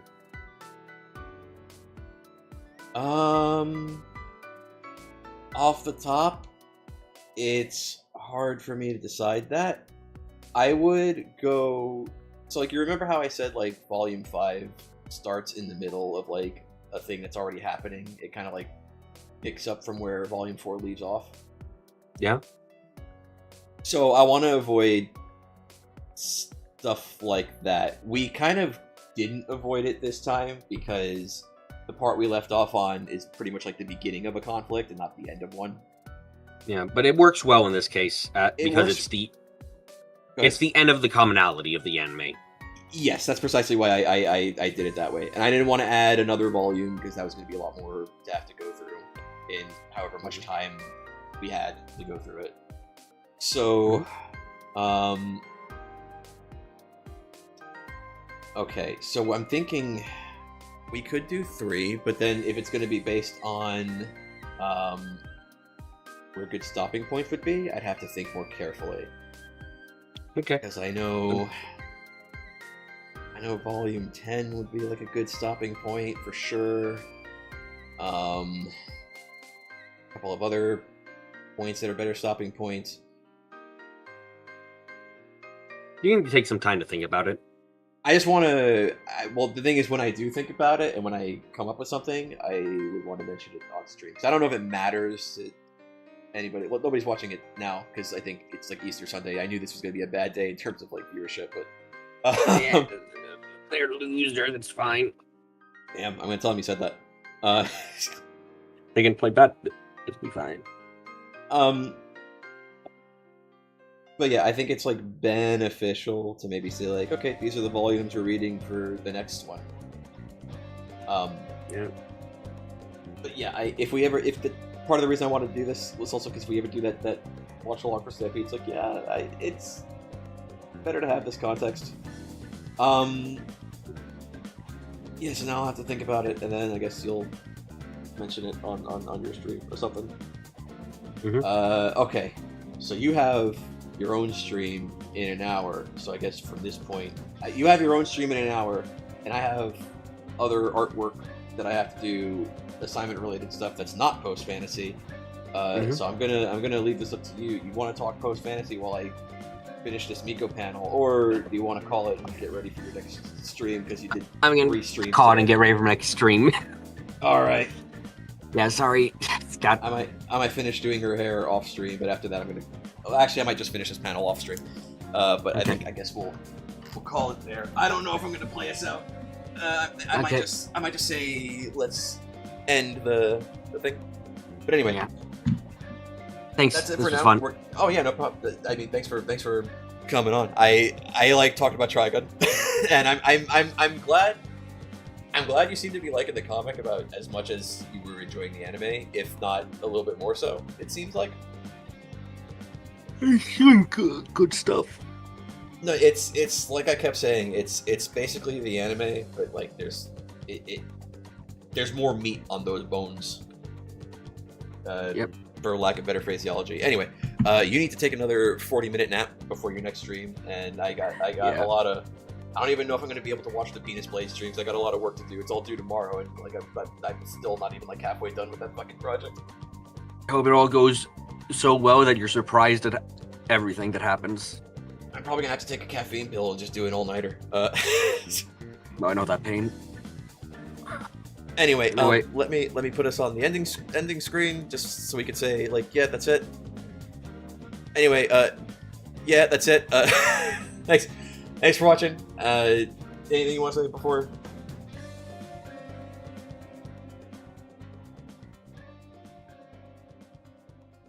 Okay. Oh wait, hang on. Do you have a link for your stream? I'll just put that in the chat. Not that it matters. Wait, I got it. I don't know if it matters because like nobody's here, but like fuck it. There, that's.